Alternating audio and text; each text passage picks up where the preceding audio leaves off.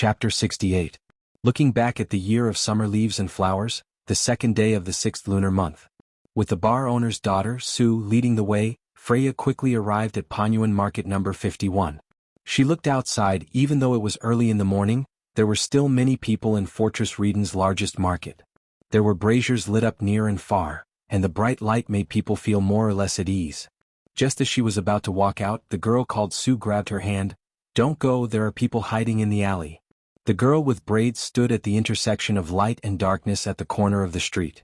She had one hand on the wall as she stared vigilantly outside. "Are they the guards?" Freya was shocked. "I don't know, but there are two unfamiliar faces there. They are definitely not from this area." Sue shook her head and replied quietly. Freya put the sword hilt to her lips and hesitated nervously. The people who appeared in Panyuan Market at this time were most likely the White Mane soldiers. She also expected that they would find Hood. I wonder if they've ever met each other before? Should she go up and knock on the door? The future goddess of war furrowed her brows and suddenly remembered Brendel's words. "Don't worry if you find traces of the army. Before they know our relationship, they will not act rashly and alert the enemy. They also want to have a chance to catch us all." Thinking until here, Freya took a deep breath. She turned around and asked, "Sue, can you answer some of my questions?" "What?" "Let me ask you, do you know how to tell if a person is lying?" The dark-skinned girl smiled. "Is it because I often help out at the bar?" Freya's face reddened when her thoughts were seen through. She had taken a liking to Su Yuan's rich experience and knowledge compared to her. When she talked to Su before, she and everyone else naively thought that the nobles would save them, but Su only needed a few sentences to point out the nature of the matter. Thus, in her heart, this cold girl was an extremely sharp and opinionated girl. "It's okay, I occasionally help others as well." Su smiled. "Freya, look at me. What's the name of your friend who said Fortress Reden would be breached?" Freya was startled. She didn't know why the girl in front of her would suddenly ask this question. She panicked and her eyes couldn't help but flicker. "Boo Brando." Sue's eyes moved. "You have a good impression of him, right?" No, Brando, he likes Roman people." "Eyes, look at me, Freya." Su Ping looked at Freya. His dark brown eyes were as calm as still water. "Who is the Roman?" Freya's face seemed to be on fire. How could she still dare to look at Sue? Her eyes roamed about uncertainly. She wanted to explain, but she didn't know where to start. She felt that she was the #1 idiot in the world, and it was the kind that was not discounted. For a moment she just wanted to find a hole to hide in. "Understood?" Sue asked. "Yes, I understand." Freya lowered her head and nodded. She took a deep breath, grabbed her sword, and was about to leave when she suddenly turned around and grabbed Sue's arm. "Sue, can you wait for me here?" Sue was surprised, but he still nodded. Freya was confused, but she felt that Sue was like Brando by her side, giving her some confidence. Then she walked out of the alley, pretending that she didn't care about the gazes around her. She went straight to number 51 of the Panyuan Market. She raised her hand. After a moment of hesitation, Freya felt at least 2 sharp gazes on her back. But in the end she still knocked on the door. Bang, bang, bang. The knocking sound seemed to come from her heart. Freya waited for a moment before the door creaked open. A man with a crooked back and a bald head appeared behind the door. It was hard to tell his age. When he saw Freya, he was obviously stunned, and his eyes shrunk back subconsciously. "After you find the woolen merchant called Hood, don't reveal your identity. Give him a time and ask him to meet us at the bar. You have to pay attention to his reaction and you will know if he is reliable." "Freya, look at me." Freya immediately caught the subtle change in expression. Brando and Sue's words rang in her mind at the same time, and her heart turned cold. "Who are you? Why are you looking for me?" The short man was stunned for a moment before he asked. Freya was silent for about a second. She just looked at him coldly. Then, when the short man couldn't help but want to retreat, she suddenly pulled out her sword and placed it on his neck. Her eyes darkened slightly. In the blink of an eye, when the situation suddenly changed, Sue saw several people on the street subconsciously move. But they quickly calmed down and returned to their initial state. Their movements were very subtle, and only the girl hiding at the corner of the street saw it all. Freya was completely unaware of what had happened behind her. She just held her sword as calmly as possible and said in a flat tone, "Are you the witch's accomplice?" "Don't kill me. They forced me, witch?" The short man was frightened by the sudden change and sat on the ground. Then, he realized what the cold-faced ponytailed girl in front of him had asked. Freya could only think of Brando's wizard retainer, the young man called the Shire, who had said, "Your aunt knows a lot. This is a secret passed down among the wizards in this world. There is a book called The Epic of Darkness, which tells of things that happened in the past countless years. But that doesn't necessarily apply to people who are related to magic. Some of the witches in the countryside also know some rumors about this. In fact, before she drew her sword, she didn't think that she could adapt so quickly, or it should be said that her mind was in a state of emptiness." She said coldly, "You should call her Jenny. Forget it, it doesn't matter. I'll teach you a lesson first." As she spoke, she raised her sword, and the textile merchant called Hood immediately cried out in fear, "Wait, wait, my lady, I have nothing to do with her. No, no, it's not nothing, I mean I'm not her accomplice. I mean I'm just an ordinary relative of hers, no, no, a distant relative. It's true, it's true. Believe me, she only comes to the city occasionally to collect goods. That which, yes, which. Indeed, she would accept some strange things. That's right. She lives in Bucci with her niece." Freya looked at the man and suppressed the disgust in her heart. She lifted him up, "But my informant told me that she entered the city a few days ago. You better not lie to me. As a wizard, I can extract your memories at any time." The merchant was already paralyzed with fear with the sword on his neck. He didn't understand the problem in Freya's words. I'll talk. She left Fortress Reden 2 days ago and went to the north." Freya looked at his eyes and threw him away in disgust. She took a small breath and heard Sue whistling at the corner of the alley. She knew that her big movement had attracted the attention of those people, and she had to leave quickly. But she didn't expect that Aunt Jenny wasn't here. She went to the north? Bragg's was in the north, why would she go there? But it didn't seem like this person was lying. She clenched her teeth and hesitated for a moment. The afternoon sun shone through the arched windows of the castle, brightening up the room that was decorated with soft colors. A young girl in a silver princess dress was sitting at a small round table in the Rococo style. She was leaning against a high-backed chair in a standard posture. Her slender hand was holding a cup of black tea, and her other hand was holding a silver spoon. She was motionless, and her soft silver-gray eyes were staring ahead as if she was absorbed in a story. She had a head of beautiful silver curly hair, and her half-pointed ears peeked out from the curls. She was Oberg VII's most beloved daughter, and was recognized as the #1 beauty in Aween. If it was in Brando's era, both players and NPCs would call her the Regent Princess. If there was anyone in Erewhon who could compare to the goddess of war, then it would be this young princess. You're a smart little girl. Everyone in the Everton family is outstanding. After a while, the princess put down her teacup and quietly asked, "And then, Lord Oberway?" If Brando was here, he would definitely recognize the cold-faced middle-aged man standing in front of her. This was the Earl Dunn, who had his throat slit by his sword. But in fact, in the capital's noble circle, there were not many people who knew this count, but in comparison he had a more well-known nickname, the Duke of Chambord. Wolf Baron Oberway, one of His Majesty's close ministers, and one of the core leaders of the royal faction. He had a good relationship with Everton and Woodrow. Oberway looked at the princess and knew that she wasn't simple. But she was the apple of His Majesty's eye, and he didn't dare to be perfunctory. This time, he borrowed the name of Dunn from the Lewis Bulman family to go to Fortress Reden. Both of them were connoisseurs and they had a similar hobby of collecting. Although they didn't look alike, it wasn't a big problem in this era where information was scarce. He was going to Fortress Reden to do something for Oberg VII, a secret mission.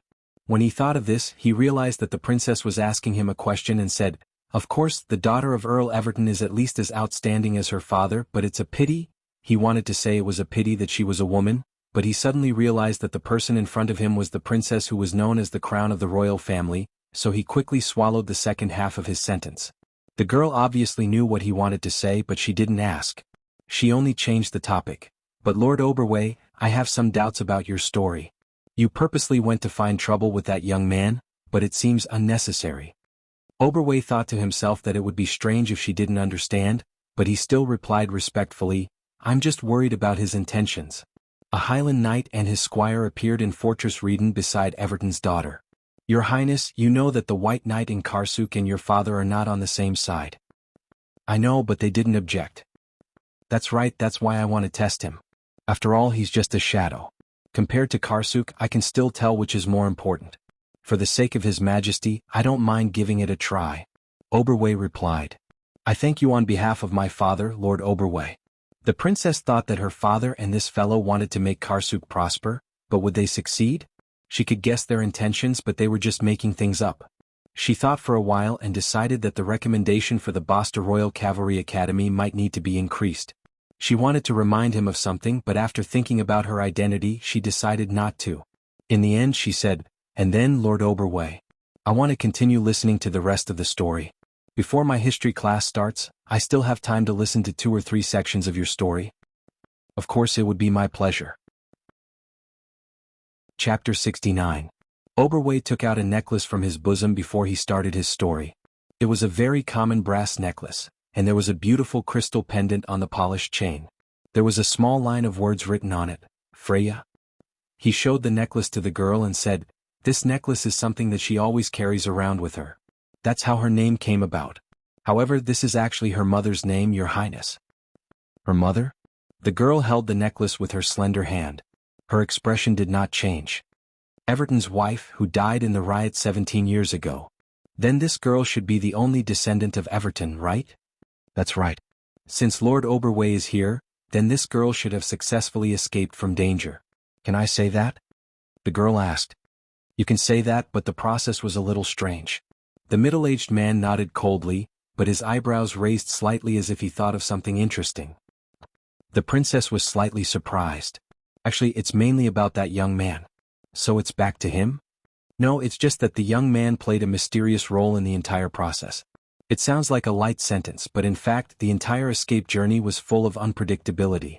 There were a few times when the situation was so critical that even I couldn't intervene. Many people couldn't even imagine that kind of situation, but he still forcefully brought it back. Oberway could not help but sneer at this point. To put it bluntly, compared to some incompetent people, this young man is probably the only one who could make Madara suffer in this battle. The girl's silver-gray eyes lit up slightly. Especially when he obtained something good in the process. The middle-aged man could not help but reminisce, "But as for what it is, please allow this old man to keep you in suspense. Now that you mention it, I'm even more interested. What kind of person is this young man that even Lord Oberway can't stop praising? However, there's not much time left, so please begin, my lord." Oberway nodded, took a step back, and continued to narrate the events that happened that night. Freya heard Sue whistling from the corner of the street. It was clear and melodious, like the sound of a nightingale, but it was a warning. She quickly turned around and saw 4 or 5 strangers on the street surrounding her. She knew that her actions were a little too big and had attracted their hostility. Without thinking, she pushed away the Roman relative and rushed into the house. The people behind her quickened their pace, but Freya had already rushed into the bedroom, closed the door, and overturned the cupboard to block the passageway. Freya felt as if her heart was about to jump out of her chest. She looked at the window, gritted her teeth, and jumped out of the window with both hands covering her head. Most of the commoners in Aoin were still using wooden windows at this time of the year.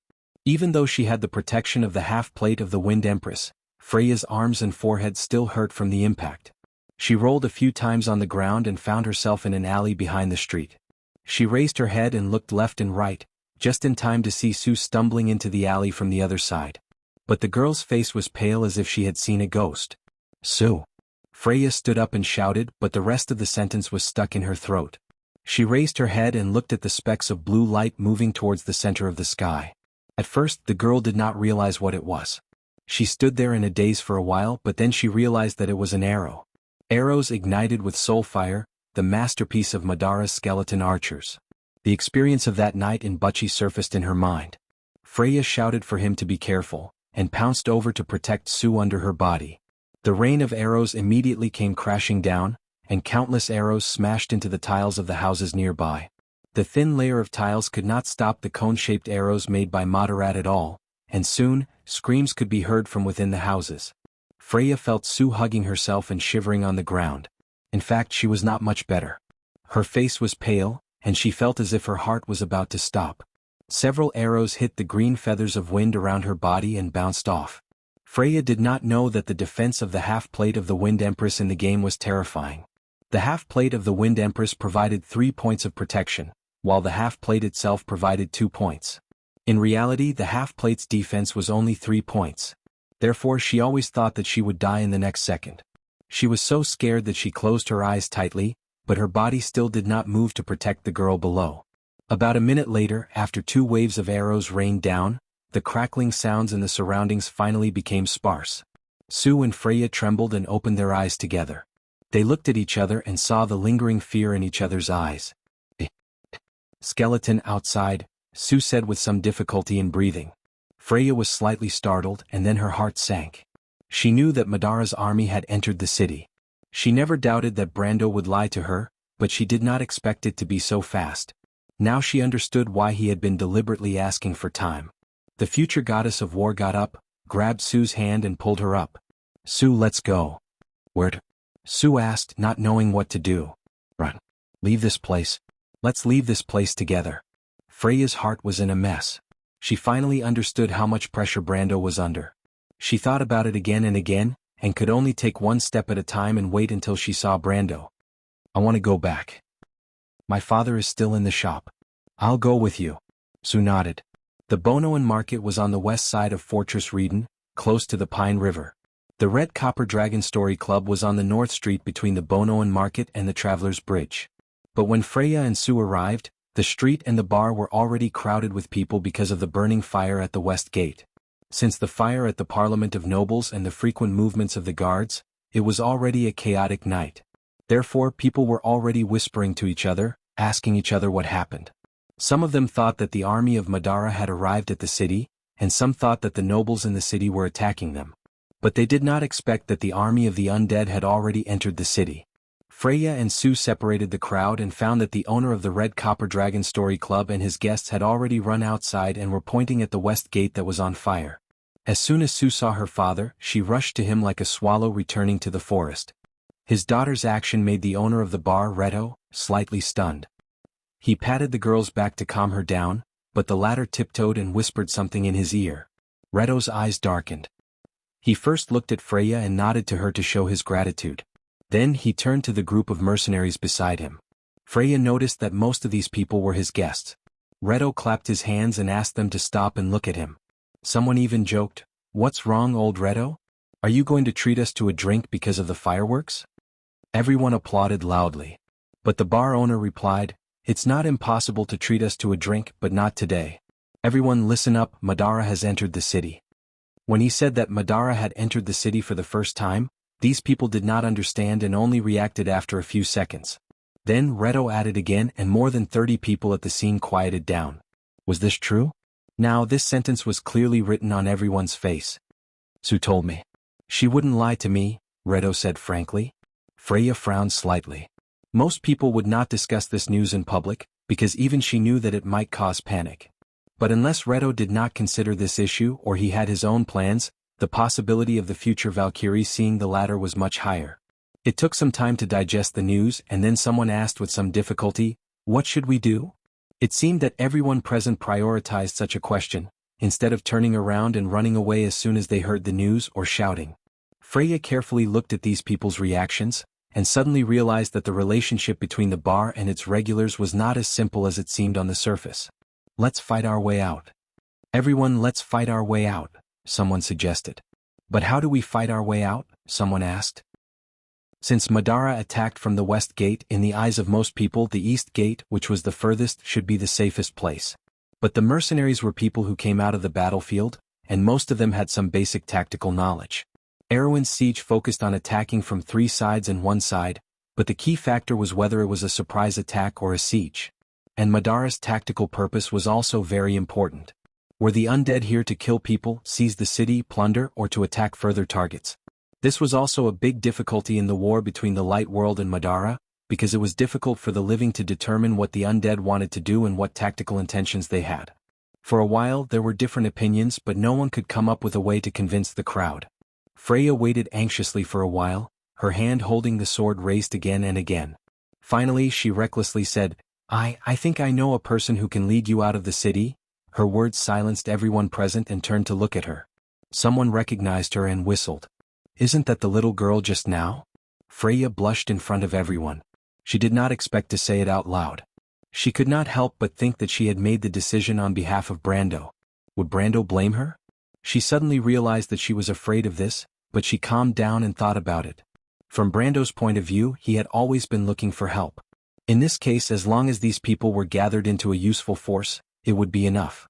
But how was he going to gather all these people? When it came to this, the future goddess of war was a little hesitant. Could she do it well? As a mere militia captain, he had to think of ways to command these experienced mercenaries who had gone through life and death on the battlefield. But Freya quickly calmed down. At most it was just a try. The girl thought as she held her sword tightly and nervously held it in front of her chest. She looked a little reserved like a young girl, and the others could only look at Reto. The latter introduced her. "This is the young lady who saved my daughter." "Then young lady, how can we trust you?" someone asked from the back. "It's here." Freya took a deep breath. "Of course you can trust me. Do you know why the guards wanted to capture me and my companions?" "Why?" "Because we are Butchie's militia. 2 days ago the place was invaded by Madara. My companions and I escaped from Madara's clutches to report to Fortress Reeden, but the noble's response disappointed us." She paused for a moment. "I don't think you expect those people to save you, right?" "Of course those maggots." "Maggots? That's a good description." Cheers. Cheers. The crowd responded. "You mean you have a way to avoid Madara's attention?" Reto looked at her and asked. Freya nodded. Author's note: when the 4th generation heavy destroyer appeared out of nowhere, I also exploded it. Also, there are some people who are discussing how to write these chapters. I'm just doing an exercise, so please forgive me. Also, I won't use this method often. It's just an experiment. This book has just started, so please don't mind. Also, who knows if it will explode tomorrow. Chapter 70. You're saying that you have a way to avoid Madara's attention? After a moment of silence, the bar owner asked with obvious distrust. Freya quickly nodded.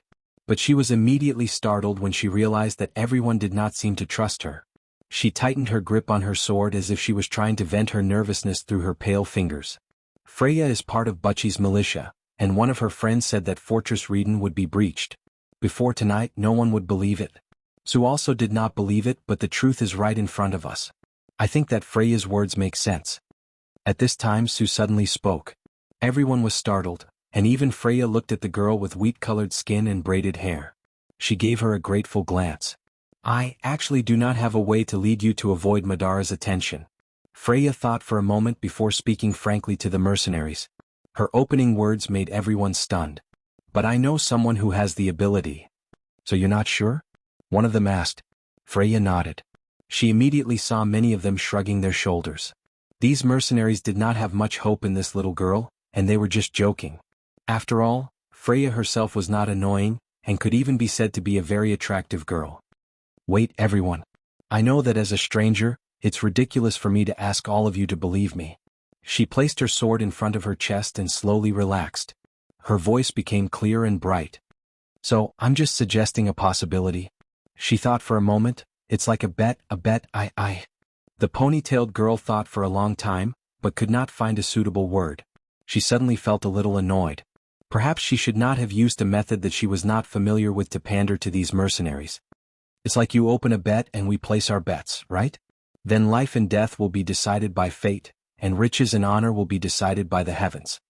A tall mercenary laughed. That's easy to explain. Hello, I'm Mano. Just based on what you said, I have to place my bets, right? He turned his head.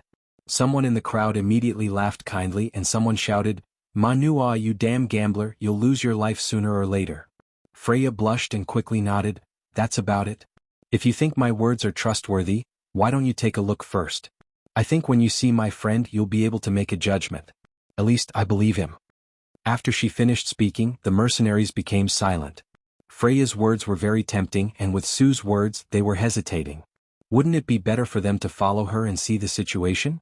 In any case they wouldn't suffer any losses. At worst they could just break up. But no one dared to take the lead. Freya could not help but feel anxious when she saw the atmosphere slowly turning cold. I believe Freya. Sue was the first to walk out. She even looked back at her father. Reto could not help but scratch his head. He had no choice but to follow his daughter's stand. Really, his daughter's elbow was always on the side of an outsider. But at least she had hooked him a good young man. The bar owner could not help but sigh, and the people around him laughed. Okay, Reto said, don't laugh. Since I'm going you can stay and watch. I believe you still have to give face to my little daughter, right? You're so shameless, Reto. How can you use Miss Sue as a shield? Shameless. The mercenaries could not help but shout, but they all agreed with Reto's words. On the other hand, the fat bar owner was not ashamed at all. Instead, he looked proud. In the end, there were more than 20 people left. In fact, these people were not uninterested in Freya's proposal, but they could not bring themselves to compromise with a little girl. So, miss, we're all here. Now let's talk about your request. Reto folded his arms and asked. After all, mercenaries were mercenaries. They understood that there was no such thing as enjoying power without paying a price. They generally regarded this price as a business deal. They believed that if they agreed they would join. If they did not agree they would leave. It was that simple. It was not something difficult to talk about. Freya did not understand the mercenaries' thoughts. She was naturally nervous. My request is actually very simple. I want you to escape from here alive. Since you choose to stay and believe in me, I hope you can listen to my command and obey my orders. Otherwise, this agreement is basically meaningless. So I know it's a little presumptuous to say this, but I still have to insist. If you think it's unacceptable, I won't force you. Of course, this is the most basic. The mercenaries replied. Of course, that was what they said. However, when faced with an order to die, they might not necessarily carry it out. However, it was always right to agree first. What else? What can you do? I don't know, but I can at least stand by your side and fight. In the battle, we are comrades who fight side by side. I think this will not change because of the agreement between us. Freya thought about it and replied. This sentence is enough as long as you can do it. At least we will acknowledge you, little girl. Mano replied, and 2 or 3 people nodded in agreement. But there were still people who chose to leave. In the end, there were 17 people left. Except for Reto, Sue, Mano, and his 3 best friends, the rest were lone wolves. They felt that it was better to follow the group than to act alone, so they finally chose to stay. However, these people were beyond Freya's expectations. It was far beyond her expectations. Because she did not have much to expect. Even if Sue was the only one who stayed, it would be lucky. And now it was even more lucky. Before their discussion came to an end, the news of Madara's army entering the city came from the west, and the crowd on the street began to stir. When Reto saw the situation on the street, he immediately asked the others to follow him to the bar to get food. At this time, it was natural to take as much as they could. Otherwise, when these people woke up, the street would be in chaos. This was the difference between mercenaries and Freya's militia. Experienced soldiers would always think of logistics first and not other aspects. Then what should we do next, Commander Miss Freya? The old mercenary Mano asked. Don't call me Commander, I'm no different from you, Freya said with a red face. Her previous speech made her so nervous that she almost couldn't breathe. Until now, she still did not understand why she had the courage to say such words in front of a group of experienced soldiers. Now that she thought about it, it was like a dream.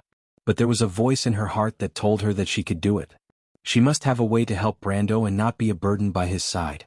The ponytail girl took a deep breath to calm herself down. She stared at the blazing west gate and suddenly remembered something. Do you know how to ride a horse? Of course, how can we not? Then we will steal a horse later, Freya replied. Steal a horse? Steal a horse? The girl fiddled with the silver spoon and asked curiously. There is a horse market in Fortress Reeden. The nobles trade war horses in the inner district, and they also sell servants and slaves. This is a public fact. In fact, when I came to Bucci, it was them who sent me the news. Aberbeck replied. These daring bastards. The princess calmly put down her teacup. But how did that girl know? She asked again. This is related to her background. That year, our people left her at the horse market in Fortress Reeden when she was 3 years old. She might not remember the things that happened before she was 3 years old, but she should have a deep impression of that place. You guys are really heartless. How could you leave a 3-year-old girl alone in a strange place? We had no choice. That year the chaos involved too many people. Even Everton's wife was not spared. Besides, we've made thorough arrangements. She knows how to ride a horse. How could someone from the Everton family not know how to ride a horse? We arranged for her to be adopted by an elite knight from the Silver Wing Legion. But why did her family move out of Fortress Reeden to such a remote place like Bucci? We still don't know. Did she succeed? Although she knew that Aberbeck's words meant that Freya had succeeded, she still couldn't help but ask. But the princess still couldn't help but ask. No matter how mature she looked on the surface, she was still a 15-year-old girl in her heart. Of course, as I said before, the nobles were all attracted by that young man. The market didn't have any defenses, so they easily succeeded. Those mercenaries were also quite strong, at least comparable to the soldiers of the kingdom's frontline legions. The princess nodded. Different from the other legions, the frontline legions of the Kingdom of Erewhon, such as the Royal Guards, the Silver Wing Legion, Cypher's 11th Cavalry Division, and Anric's Flintlock Regiment, were still in possession of their former glory and battle prowess. The normal soldiers in these legions were still below the iron rank, 3 to 7 ounces. They were naturally incomparable to the White Mane Legion and the Black Blade Legion. As for the standard legions, they were even more unsightly. Since the year of the cave beasts, their battle prowess was no different from the nobles' private soldiers. Thus, when Aberbeck described them, the half-fairy princess immediately understood the strength of those mercenaries who were with Freya. She thought for a moment and asked, "And then?" And then there is the most exciting part of the story. When Miss Freya led her knight to meet up with that mysterious young man, they slaughtered their way through Madara's army. Even though Aberbeck was usually cold, when he talked about slaughtering his way through the enemy's army, he, as a member of the royal faction, was exhilarated. "What a mysterious young man," the princess said. Aberbeck coughed twice and realized that he had misspoken. But the princess didn't mind. She looked at the time and said, "I still have some time, Lord Aberbeck. Please continue with the next part." "It's my honor." Chapter 71. The news of Madara's army entering the city spread like a plague in Fortress Reedon. For thousands of years, the Dark Kingdom across the Pine Mountain Range was described as a place of evil. Undead, bandits, and occasional invasions, it was as if Erewhon's misfortune was brought about by the other side. Thus, the nobles maintained their unchanging rule for hundreds of years, and the villagers trained themselves ready to fight at any time.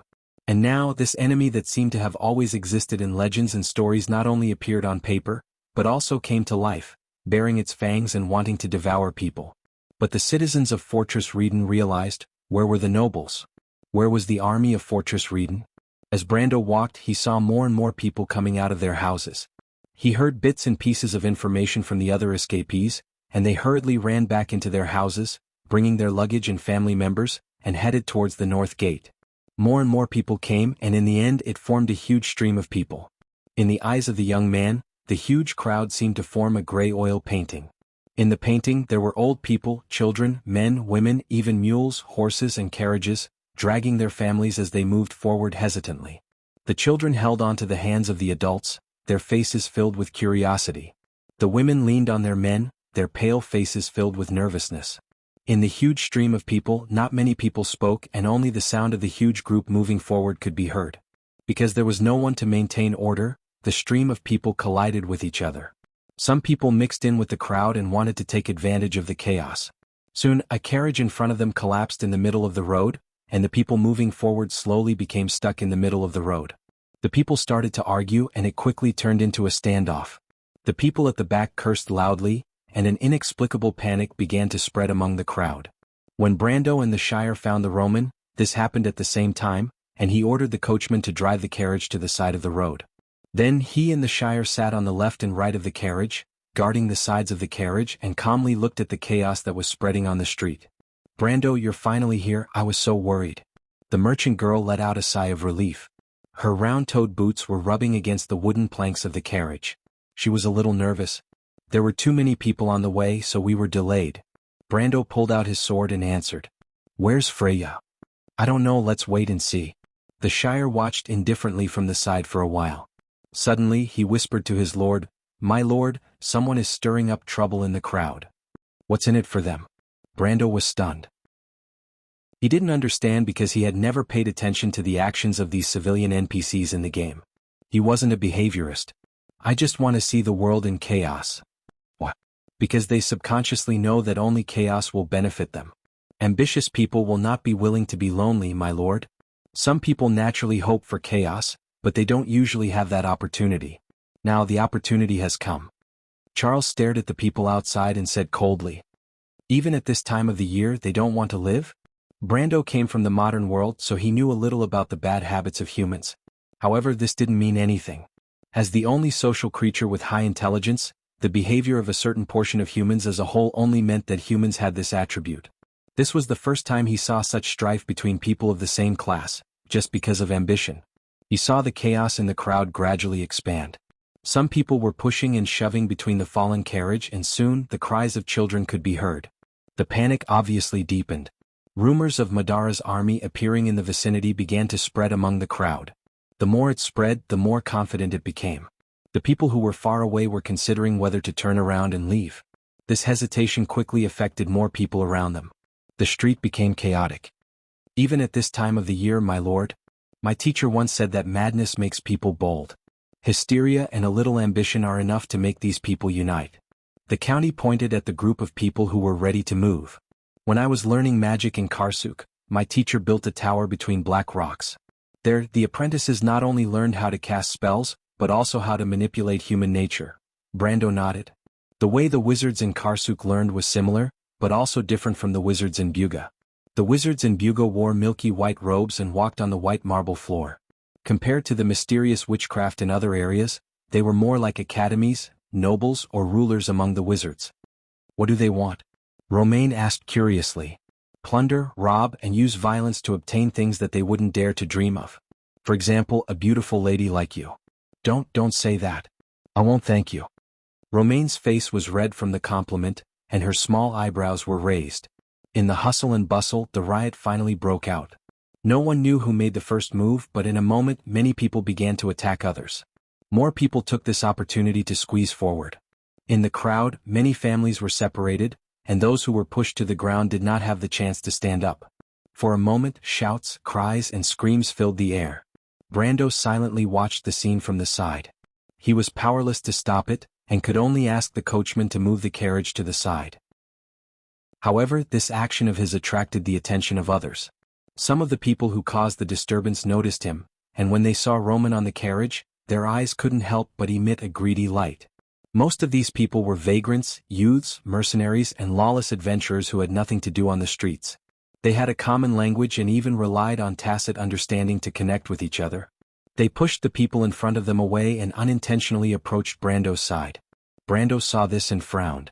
He subconsciously switched his sword to the other hand, and the Roman and the Shire on the side also became nervous. Young man, it's not good for you to occupy a carriage by yourself, especially at this time of the year. Let me hitch a ride. Soon, a mercenary wearing a dirty leather armor grabbed the railing of the wind lantern on the carriage and wanted to squeeze in without any explanation. Get down. Brando moved his sword over and placed it on the mercenary's neck. I just want to hitch a ride. Young man, you're not going to kill me, are you? The mercenary did not expect Brando to be so unyielding and could not help but be startled. He stopped and put one foot on the steps of the carriage. He looked at Brando with a malicious gaze and shouted, "You nobles abandoned us at the crucial moment and ran away. Now you just want to hitch a ride, you selfish people. If you have the ability, kill me." Many people surrounded the mercenary and looked at Brando with a provocative gaze. But most of them were looking at the Roman with a covetous look. Brando? The merchant girl was finally afraid and could not help but use her slender hand to grab Brando's arm. Brando turned around and patted her hand. Then he turned back and said to the mercenary with a disgusted attitude, "See, there are women in this carriage. She doesn't welcome you, you can leave." Brando's unyielding attitude obviously angered the other party.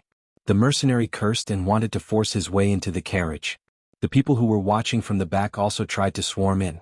They seemed to be sure that Brando was just a young noble and would not dare to do anything to them in this situation. "My lord, don't."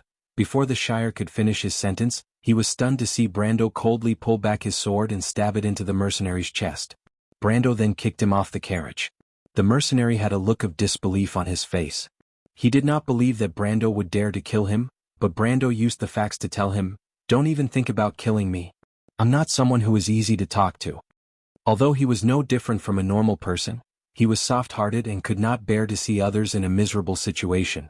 But when it came to his bottom line, Brando was a decisive person and would never be soft-hearted. Just like the first time he killed someone in Yusong Castle, although he still felt disgusted after the incident, he did not hesitate to kill. The mercenary's corpse fell to the ground with a heavy thud. The people around him subconsciously took a step back. They were shocked by Brando's indifference to human life, but they quickly recovered. They were the ones who had more people. "Damned nobleman killing people on the street." Someone immediately shouted. "Yeah, we just wanted to hitch a ride. These bastards have no regard for human life. They have never put us commoners in their eyes. We are not even human in their eyes." Those people slowly surrounded the carriage and tried to confuse right and wrong, loudly encouraging the people around them. "Show him who's boss. Drag him down from the carriage. Kill him." Most people did not know the truth most of the time. They only believed what they heard and saw. Soon, a large group of people gathered around the carriage. The Shire and the Roman were worried. They could see that the situation was not good. Brando sat on the side of the carriage with his hand on his sword. He did not say a word and only looked at these people coldly. Soon, another person took the lead and rushed forward. This person thought that the noble youth would at least restrain himself in front of so many people. But he was wrong. Brando did not say a word and directly pierced his throat with his sword, causing him to fall down while holding his throat in horror. The young man's sword not only shocked those rascals, but also caused an uproar in the surrounding crowd. But Brando stood up and jumped down from the carriage. His jump made everyone around him retreat. Brando stood in the middle of these people and looked at them coldly. He held his sword with one hand and suddenly swung it over the heads of these people. A gust of sword wind brushed past the top of these people's heads, and they only felt a slight chill on their heads. Then, apart from the falling hair, a nearly 10 feet long crack suddenly appeared on the roof of a building not far away with a whoosh sound. Everyone turned around and stared at the crack with their mouths agape. "Take care of yourselves." Brando coldly left these words. He sheathed his sword and climbed back into the carriage. In fact, compared to wasting time on these people, he was more concerned about Freya. Why hadn't she appeared yet? But the Roman was looking at him with stars in her eyes. "You're so strong, Brando," the merchant lady praised. "Killing people is not a skill, especially when these people are just commoners." Brando shook his head. "But only you will protect me." Brando paused for a moment, then smiled. "P.S. Sorry, I was scrolling through the 4th generation's news on the forum and fell asleep." Chapter 72. No matter what, in a countryside like Fortress Reeden, Brendel's sword strike was truly shocking. It was enough to shock everyone who had ulterior motives, and even made them feel as if their throats were stuck, and they could only stand obediently by the side. Although the streets were still crowded, everyone understood that the person in the carriage was not someone to be trifled with. They tacitly kept a distance from the carriage. The 2 unlucky corpses were placed under the carriage. The young man did not say what to do with them, so no one dared to do anything and could only pretend that they did not see anything. Moreover, the 2 corpses were a deterrent. The people who came later looked at the corpses and then looked at the carriage that seemed to be isolated from the rest of the world. They immediately understood where they should go and where they should not. Brando, who was sitting in the carriage, was also worried. He was thinking where Freya was and why she was not here yet. But he did not show his worry on his face. He turned his head and looked outside. At this time, a group of fierce-looking people came up from behind the carriage. Those who blocked their way were pushed to the side, and those who resisted were beaten up. It's true that trouble comes one after another. Brendel furrowed his brows and placed one hand on his sword vigilantly. "Who are they?" The Shire looked outside and asked. "Merchants from the city." The coachman was scared at first. When Brando pulled out his sword to kill, he was so scared that he wanted to abandon the carriage and run away. But now, he realized that the more powerful this person was, the higher his chances of survival. Seems like they are also bullies. Brendel looked at the expressions of these people, then at the coachman's face that clearly did not care, but did not dare to say a word, and he knew who these people were. "Your peers don't seem to be good people, little Roman." He turned his head and said, "It's fine." The little Roman sat beside him with an expression that said, "I am safe." As they spoke, the group of people came close to the carriage. At first, they seemed to want to take Brando's carriage, but when they saw the 2 corpses outside, their faces changed. They were different from the people from before. These merchants and their guards knew who they could bully and who they shouldn't provoke. They hesitated for a moment and then continued to push forward. But these guards were used to being bullies and did not hold back in the face of danger. Very quickly, many people were pushed to the side of Brando's carriage. Very quickly, a middle-aged man was pushed and stumbled over. His head hit the carriage's wheel and blood flowed out. "Father." A young and panicked voice sounded from the crowd. The middle-aged man snorted and actually climbed up with the help of the carriage. He charged straight at the guard who had pushed him. The guard was caught off guard and was knocked into the crowd by the middle-aged man. The crowd was in an uproar. The middle-aged man immediately turned and ran into the crowd. He pulled the little boy with one hand and turned to run. But how could the guard's accomplices allow him to be presumptuous here? He had just found his son when those people pounced on him from behind and pressed him to the ground. "Let go of my father." The little boy was anxious. He cried and pushed away the guard that pressed on the middle-aged man. But how could he have the ability to do so? He was pushed aside by the guard. The guard who was knocked to the ground finally got up. As he cursed loudly, he pulled out his sword and walked over. He grabbed the middle-aged man's hair with one hand and twisted his head. He shouted, "Country bumpkin, you don't want to live anymore, do you? I'll fulfill your wish today." The middle-aged man trembled and struggled with all his strength. But he was suppressed by the guard's accomplices and could not move. The surrounding people saw this scene and turned their heads. Although they could not help but feel a little sad, no one dared to stand out. The guard cursed as he raised his sword. But before he could stab down, a gust of wind swept open the carriage door and split it into two. The transparent ripple not only knocked away the sword in the guard's hand, but also sent it flying and pierced into a wooden door not far away. The guard suddenly screamed and held his bloody hand. His palm had been cut off at the wrist. This sudden turn of events shocked the guard's accomplices. They subconsciously pulled out their swords. Brando also pulled out his sword and came down from the carriage. The sound of swords being unsheathed could be heard. "Who are you?" the merchant at the back asked in a shrill voice. He could also see that Brando's sword was not ordinary. But when he saw that it was a young man and that he did not look like a noble, his vigilance decreased. In the end, this merchant had only stayed in Fortress Reden his whole life and did not have much experience. If he was a noble, he would have at least recognized the threat of Brando's sword. Brando glanced at him and was too lazy to say anything to this scum. However, this sword strike of his had changed his stance. The people who were bullied before were old and young, male and female. They had long disliked the other party's actions, but they did not have the ability or the courage to resist. Now that there was someone who seemed to have the ability to stand up for them, they subconsciously chose to stand by Brando's side. Not only did Brando become their savior, he also became their natural leader. Thus the atmosphere became strange.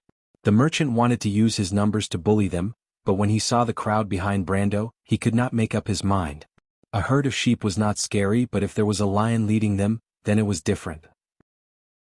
Brando was the lion leading the sheep. Of course, if the merchant knew that Brando alone could kill his mob 2 or 3 times, he probably would not think that way. He couldn't make up his mind. The wailing of the guard on the ground with a broken arm also made him feel distraught. It was at this moment that another group of people arrived on the field. Brando looked at their attire and recognized that they were Fortress Reden's security cavalry. Because Fortress Reden was guarded by the White Main Army, it was a garrison, so there were no guards. The local security was usually done by the local guards and the security cavalry, but these two troops were not officially organized and belonged to the local noble council. In the early years, the appearance of the local guards and the security cavalry was a sign of the local power's growth. However, these non-professional local troops became the local tyrants.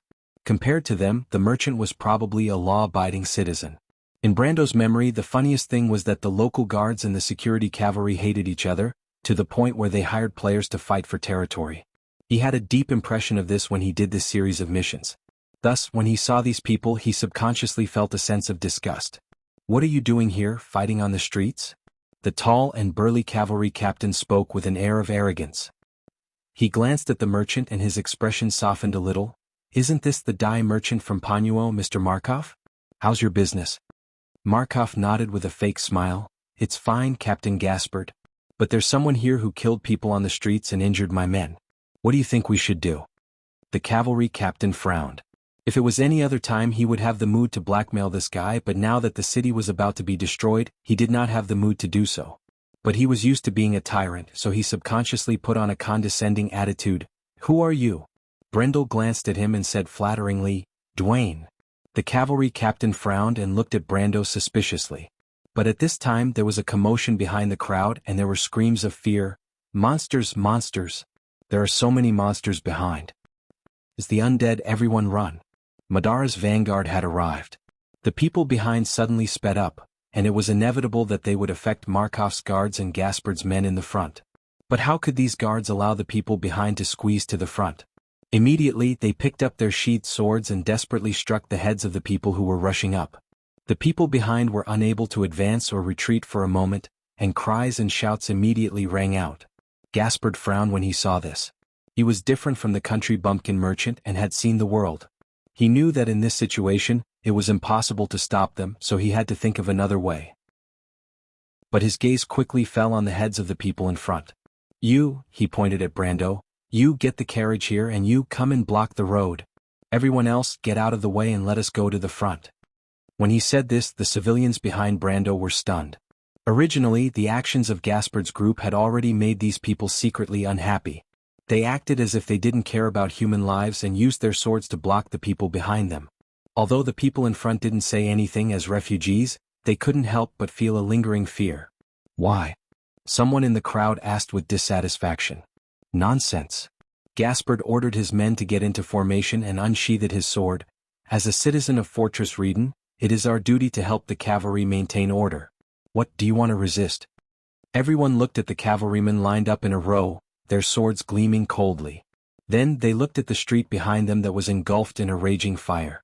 The blue flames were indescribably eerie, especially when there were shadows of skeletons looming in the rising smoke. For a moment they did not know how to answer. Everyone's gaze fell on Brando. Damn it, it's not easy to stand out. Brando suddenly felt uncomfortable. However, when he saw the despair in the eyes of the civilians who were blocked by Markov's guards, he couldn't help but sigh inwardly. No matter what, half of his soul came from the modern world, and he represented a civilized society that was inclined towards order and peace. This was his greatest pride, and he couldn't allow it to be trampled on. He leaned forward slightly and entered the most basic attacking position in Erwin's military swordsmanship. I'll count to 10 if you don't leave by then, don't blame me for being rude.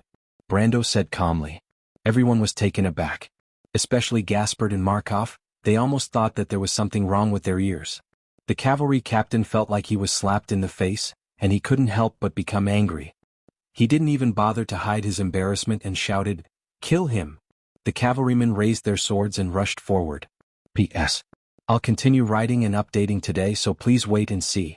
Looking for a guaranteed monthly vote next month. Chapter 73.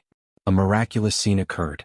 In the eyes of the fleeing civilians, the cavalry charging at Brendel was like paper.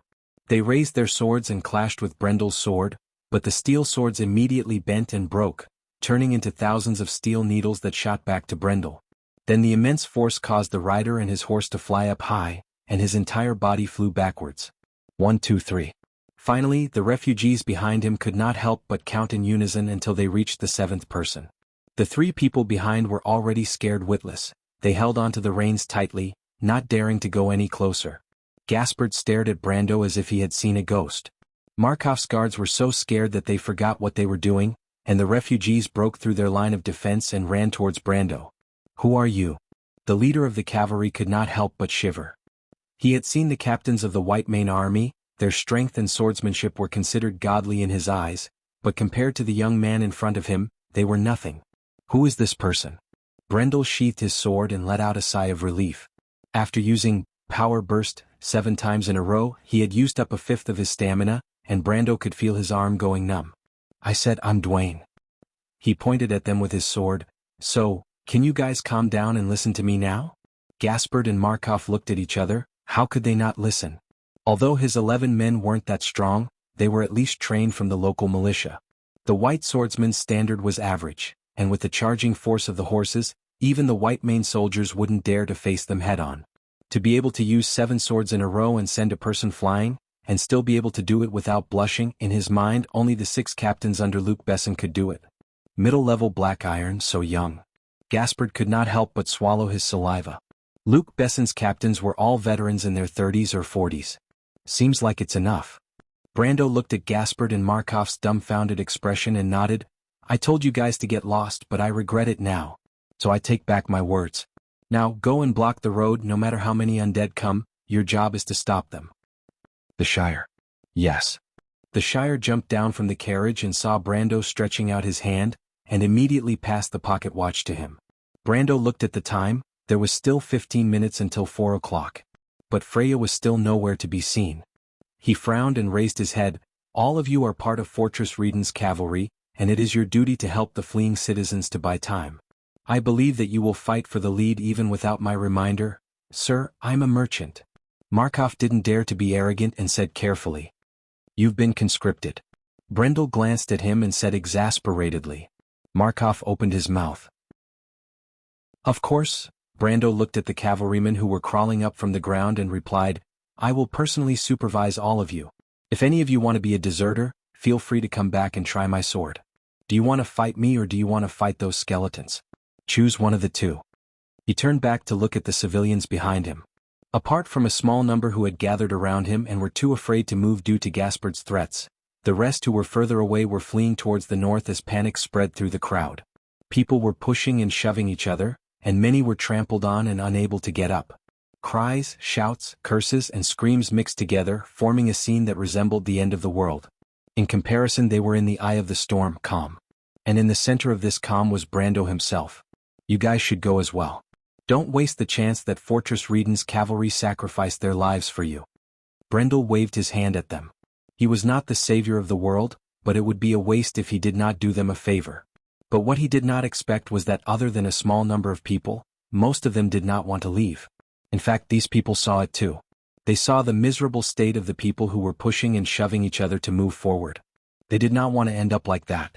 They were more willing to place their hopes on Brando, hoping that this powerful young man could lead them out of this place. There were many powerful people in this world, but there were not many who were willing to protect the weak. Brando's actions had left a deep impression on these people, especially his last sentence, which made them trust him. You guys don't want to leave? Brando was stunned. He could guess what these people were thinking. He knocked on the hilt of his sword and turned around to see the Shire's face full of admiration.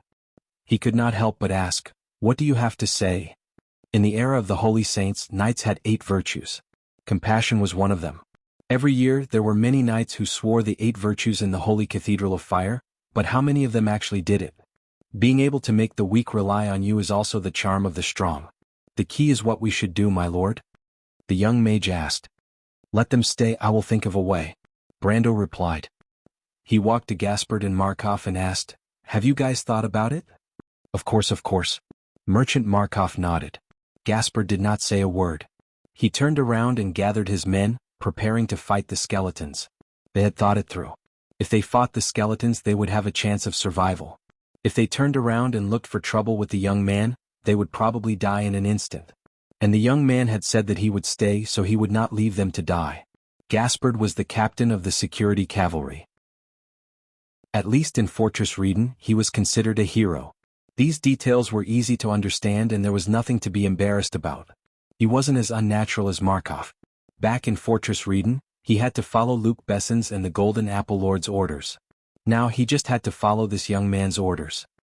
He stood beside the two of them and watched as the riders who had their swords broken by him replaced them with spare short swords. He did not have to worry about not having any weapons for the time being. Other than Gaspard, everyone else had an unnatural expression.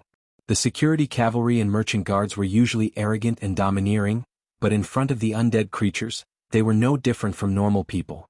Once they thought of the terrifying existence in front of them, they could not help but feel weak in the knees. Merchant Markov stood beside Brando with a long spear. He was so scared that his whole body was shaking. Not to mention saying a word, even standing was difficult for him. The commoners behind them stood there and looked at Brando's back. They were curious why this noble youth did not run. They had heard how the Shire addressed Brando and naturally thought that he was at least a knight. But since they had decided to follow Brando, if Brando did not leave, they would not leave, nor did they dare to leave. For a moment, the scene was quiet. Soon, the first skeleton soldier appeared on the other side of the burning street, followed by the second and third skeleton soldiers. Scouts. Brendel immediately recognized these skeletons as part of Madara's army. They held onto their swords and walked over with clanking noises. Their speed was not fast, but it was not slow either. Brando looked at his pocket watch. There were still 10 minutes left. If Freya did not arrive in 10 minutes, he would let the Shire lead the Roman army and these people to leave first, and he would go alone to find her. But if Freya could not even handle such a matter alone, he would still see her as a comrade, but to be honest, he was a little disappointed. He put down his pocket watch and saw that the 3 skeletons were approaching the merchant guards. There were 7 of them. In fact, if they were divided into 3 groups, they could easily kill these low-level undead creatures of Madara. Unfortunately, these useless people collapsed first and fell to the ground. They did not even have the courage to turn around and run. The 3 skeletons killed 7 people. The 11 security cavalry were so scared that they did not even have the courage to help. Brando simply wanted to stab these useless people to death. But he changed his mind. He realized that if he wanted to lead the commoners out of Madara's army, he would not need these people. You useless people. Where is your courage to bully the good? Brando shook his head. He turned around and said to the captain of the security cavalry, You, go and demonstrate for them. Me? Although Uriel was a shrewd person, he was also weak in the knees. Brando looked at him without saying anything. Uriel gritted his teeth. He knew that if he did not go, he would not have a good ending. But what could he do? He was used to living like a prince, eating and drinking well. He had long forgotten about his swordsmanship. He could not help but look at his subordinates. But the 11 security cavalry turned their faces to the side and pretended not to see him. These sons of bitches. The captain cursed and raised his sword to meet the skeletons. 1 against 3, the young man did not have any intention to fight. Uriel closed his eyes and thought that he was going to die this time. But at this time, a rumbling sound came from the other side of the street. It was the sound of hooves. Uriel was a cavalryman himself. He was very familiar with this sound. It was the sound of a group of cavalrymen charging. The rumbling sound was like rolling thunder coming from the depths of the earth. The ground gradually trembled. Not only him, even the 3 skeletons felt the abnormality and turned around. A large amount of fluctuations of life force. 3 horses took the lead and jumped out from the raging flames. With a flash of sword light, the 3 skeletons fell to the ground.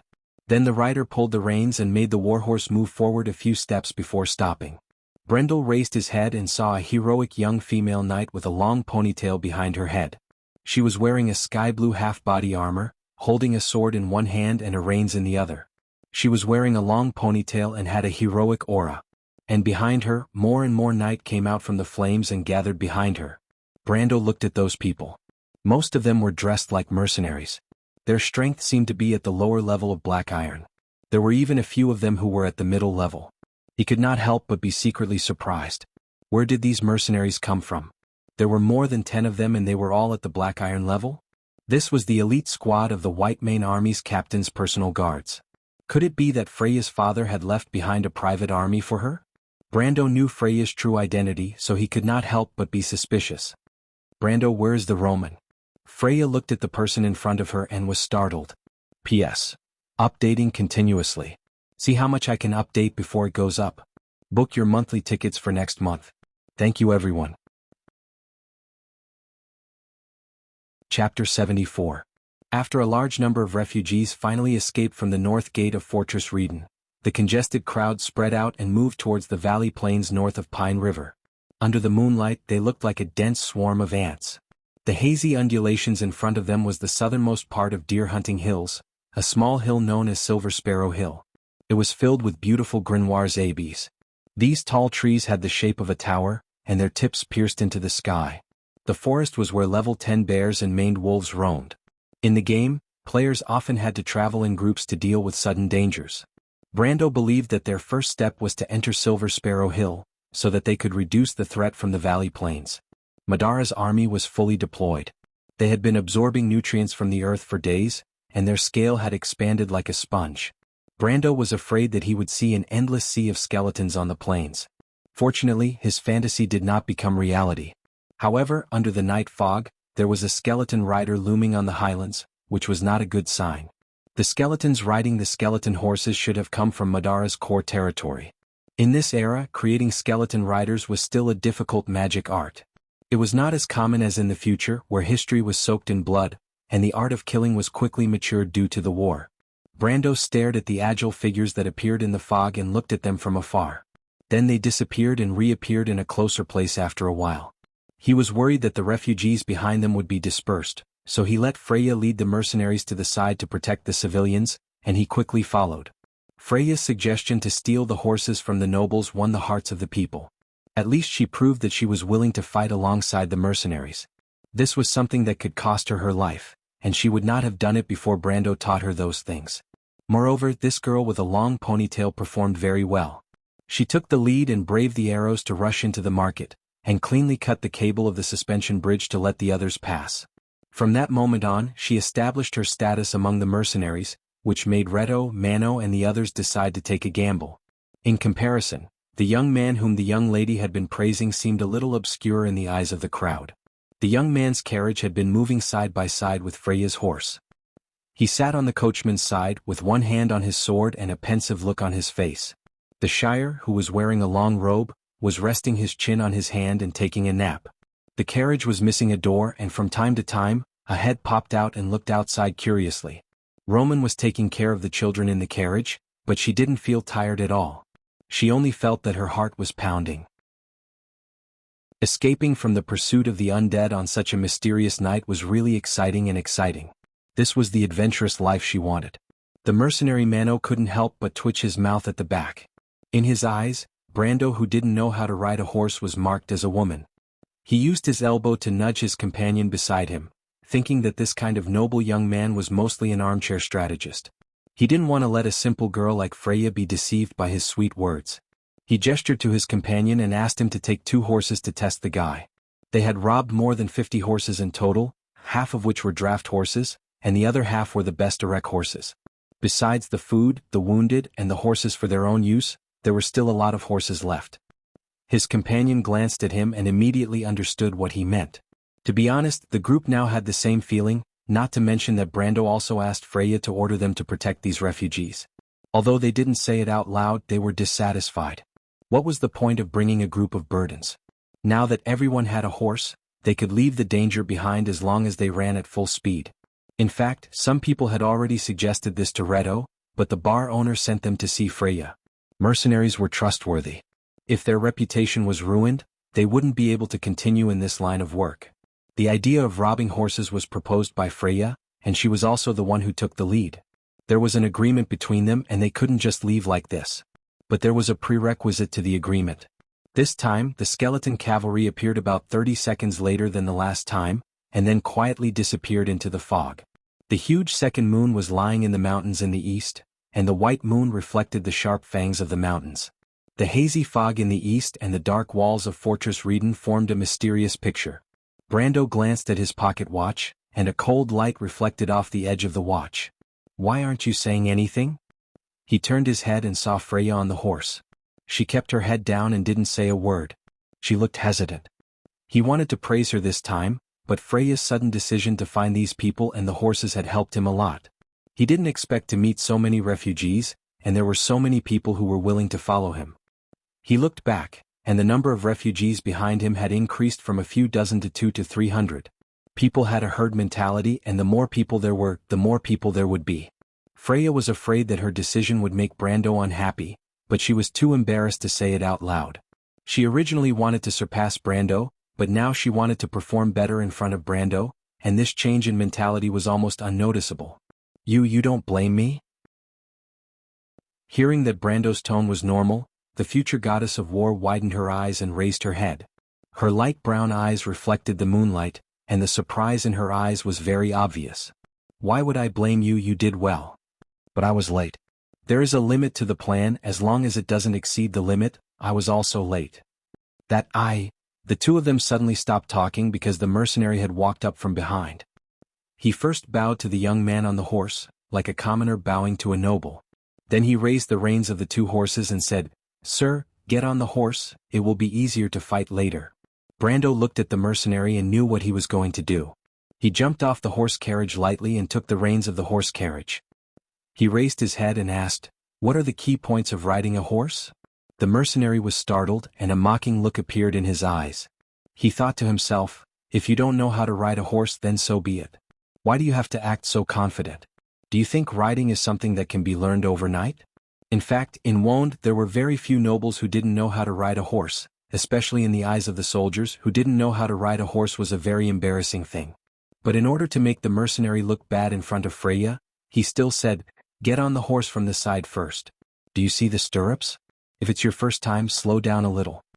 The mercenary purposely said it in detail, because he didn't believe that anyone could learn how to ride a horse just by listening to a few words. If that was the case, then they might as well kill themselves. But as soon as the mercenary opened his mouth, Brando received a notification asking him if he needed to spend 15 EXP to learn how to ride a horse. When he put one foot on the stirrups, his movements were still unfamiliar, but when he grabbed the reins and got on the horse, his movements were smooth as if he had been practicing for many years. Level 3 riding was enough for him to be able to fight on horseback, and it cost 45 EXP. In fact, Brando had wanted to learn how to ride a horse for a long time, but he didn't know that Freya knew how to ride a horse as well. Now he couldn't help but miss the inspect skill.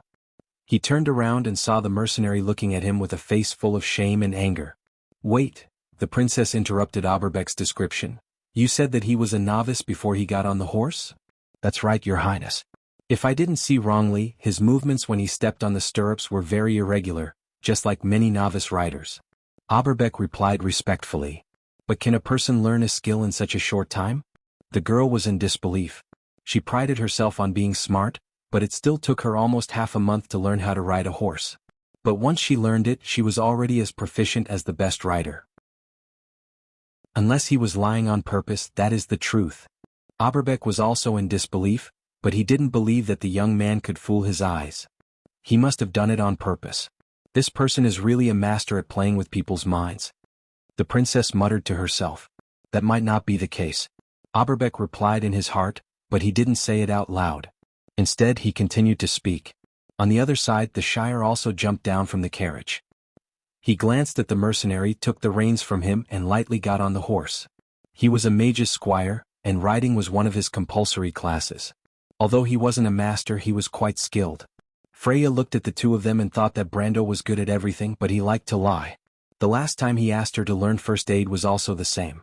Thinking about that time, the girl's face flushed red. The mercenary looked at the master and servant, and his first reaction was that he was tricked. He couldn't help but feel ashamed and angry. At this time, Mano, who was behind them, also noticed that his companion was tricked. He quickly rode up to them and came to their side. Young man, how long do we have to protect these people? He was a straightforward person and asked the question as soon as he came up. Brando turned his horse around and rode beside Freya. He looked at the refugees and answered, From here through the Valley of Sharp Stones, we can bring them to the other side and guarantee their safety. With so many people, we won't be able to shake off Madara's army. Mano shook his head. You can't, but I can. Mano was stunned at the back. How are you going to do it? He couldn't help but ask. Brando pulled out his elven sword and pointed at the direction of the high ground. The skeleton riders are spies in Madara's army. They come from the core territories of Madara. Go and chase them away. It will take more than half an hour to reach Silver Sparrow Mountain from here. I have to make sure that the flanks of the team will not be threatened during this time. Mano was stunned. He didn't expect that his words would become an excuse for Brendel to order him around. He couldn't help but look at Freya. Their agreement was with Freya, not Brando. Brando? Freya was willing to believe the young man, but she felt that Brando's attitude was a little too aggressive. Brando sheathed his sword and answered, So, you are actually just thinking about how to escape from here safely. You are not willing to help me bring these people out, so there's no point in saying more. You have an agreement with Freya, right? Tell me about it. If you can convince me, I can let each of you leave with a horse. Mano became serious. He realized that this noble young man was not simple. He had completely taken control of the conversation with just a few words. He used to be a mercenary leader and had dealt with nobles before, but he had never met one who was so arrogant. We are mercenaries. If you can pay us, we are willing to do things for you. But usually we have to think about ourselves first. There's nothing to be embarrassed about, the older mercenary answered matter-of-factly. Yes, but I still have to remind you that you can escape safely with horses. Madara has an air force. Have you seen ghosts and bone vultures? They are in the sky. Do you know how to avoid the eyes of these necromancers? Brando put his hand on the hilt of his sword. He didn't believe that these guys knew. These mercenaries who hung around the border didn't really deal with Madara. They didn't understand how terrifying Madara was. Killing a few skeletons and zombies was enough to understand Madara? The necromancers might as well kill themselves by banging their heads against the wall. Reto and his daughter Sue also rode on horses and caught up with them. He frowned when he heard the young man's words. So, you have a way? It's hard to say. No one has a perfect grasp of the situation. But in the forest, my chances of winning are much higher. So, my priority is to think about how to get rid of the skeletons. With them on the flanks, the refugees can't move quickly. Mano and Reto were silent. They instinctively felt that the young man was right. Brando suddenly loosened the reins and let the horse gallop to the high ground far away. He looked back at the mercenaries and took out a ruby from his arms. If you want to have a chance to survive, it's best to be with me. My request is very simple. Listen to my command and protect Freya. Lead these refugees safely to the other end of the canyon. You are mercenaries and this is the reward I promised you. Complete my mission and there will be more in the future. He raised his hand and the ruby drew an arc in the air and landed at Leto's feet. Freya pointed at herself and asked loudly, Me? Brando, how come it's me? She looked at the refugees behind her and did not understand. These refugees were brought out by Brando. How did she become the one leading them? It was not that she was unwilling, but could she do it with so many people? Freya could not help but feel a little uneasy. She was just a small militia leader at the start, but now she had to lead more than 10 experienced mercenaries, and now she had to lead hundreds or even thousands of people. No matter how she thought about it, it was unimaginable. Brando smiled. He had his own plans and did not answer. Instead, he turned back and waved at Mano and Reto and said simply, "Go. Go gather your men. I'll wait for you here. At least you can choose how you want to die. Do you want to crash into Madara's army and be turned into undead? Or do you want to take my money and protect the weak like a real mercenary and fight your way out?" He turned back and the skeletons once again appeared under the moonlight. This time they were about 10 seconds earlier than the last time. P.S. The first update of the new year, great luck looking for subscriptions and monthly tickets. To be continued. If you want to know the future, please go to www.chidian.com. There are more chapters. Support the author, support the original reading. Chapter 75. In the end, Reto and Mano chose to believe Brando's words. For a person to be able to speak so confidently, even if he was lying, he would at least have some confidence and ability. The most important thing was that Brendel had given them a sufficient reason, and that was the reward. Mercenaries and rewards were inseparable, and the reward was like an escape route. It could make all the unreasonable things become reasonable. It did not take much time for more than 10 experienced mercenaries to gather together. They used hand signals to communicate, and horses galloped out from the crowd and gathered together. In a few moments all of them had arrived. These mercenaries are not simple, they are not ordinary people. Brando thought to himself. However, he still ordered the security cavalry to gather together. He needed to split his men into 2 groups. Although these guys were not very good, it was not impossible to train them. Brando let the horses run around the group once, then he stopped at the side and held his pocket watch, estimating the time. Far away, the refugees who were slowly moving forward in a long line were looking at the group of 20 people, guessing what they were going to do. Many of them joined later and did not know who he was.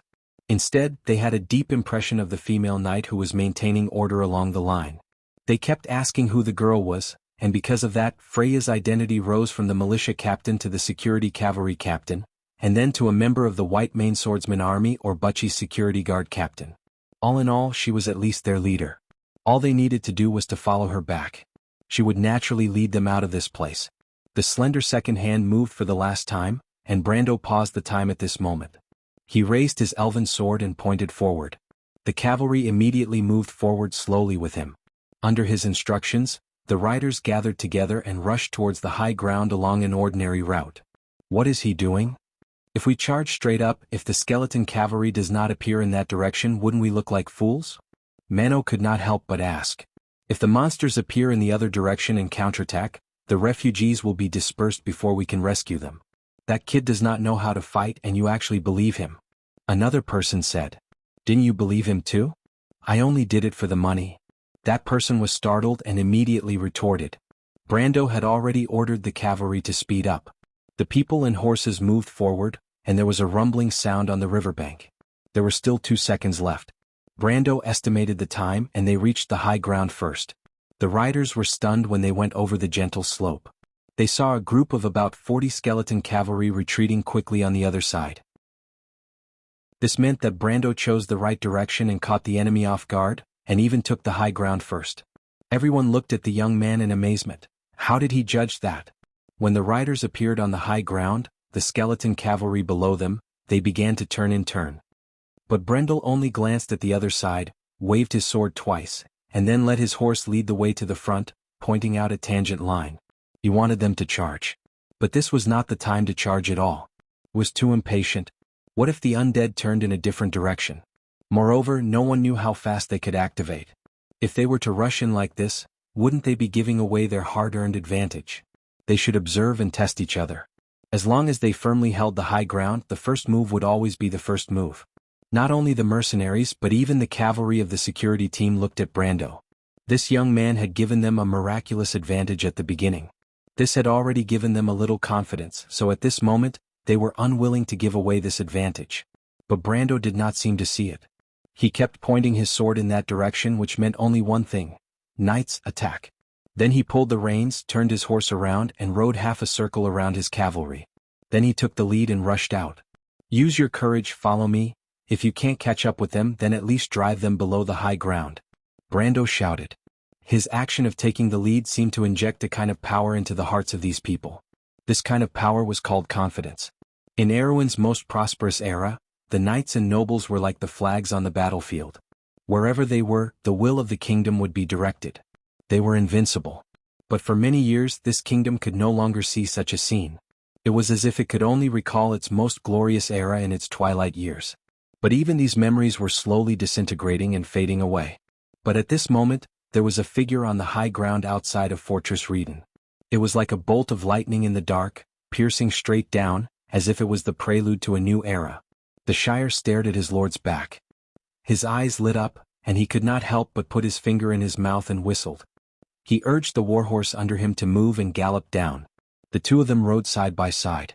Mano pulled out his scimitar as if he had been injected with chicken blood. He looked at the figure in front of him in annoyance. The man and horse moved as one, and their movements were meticulous.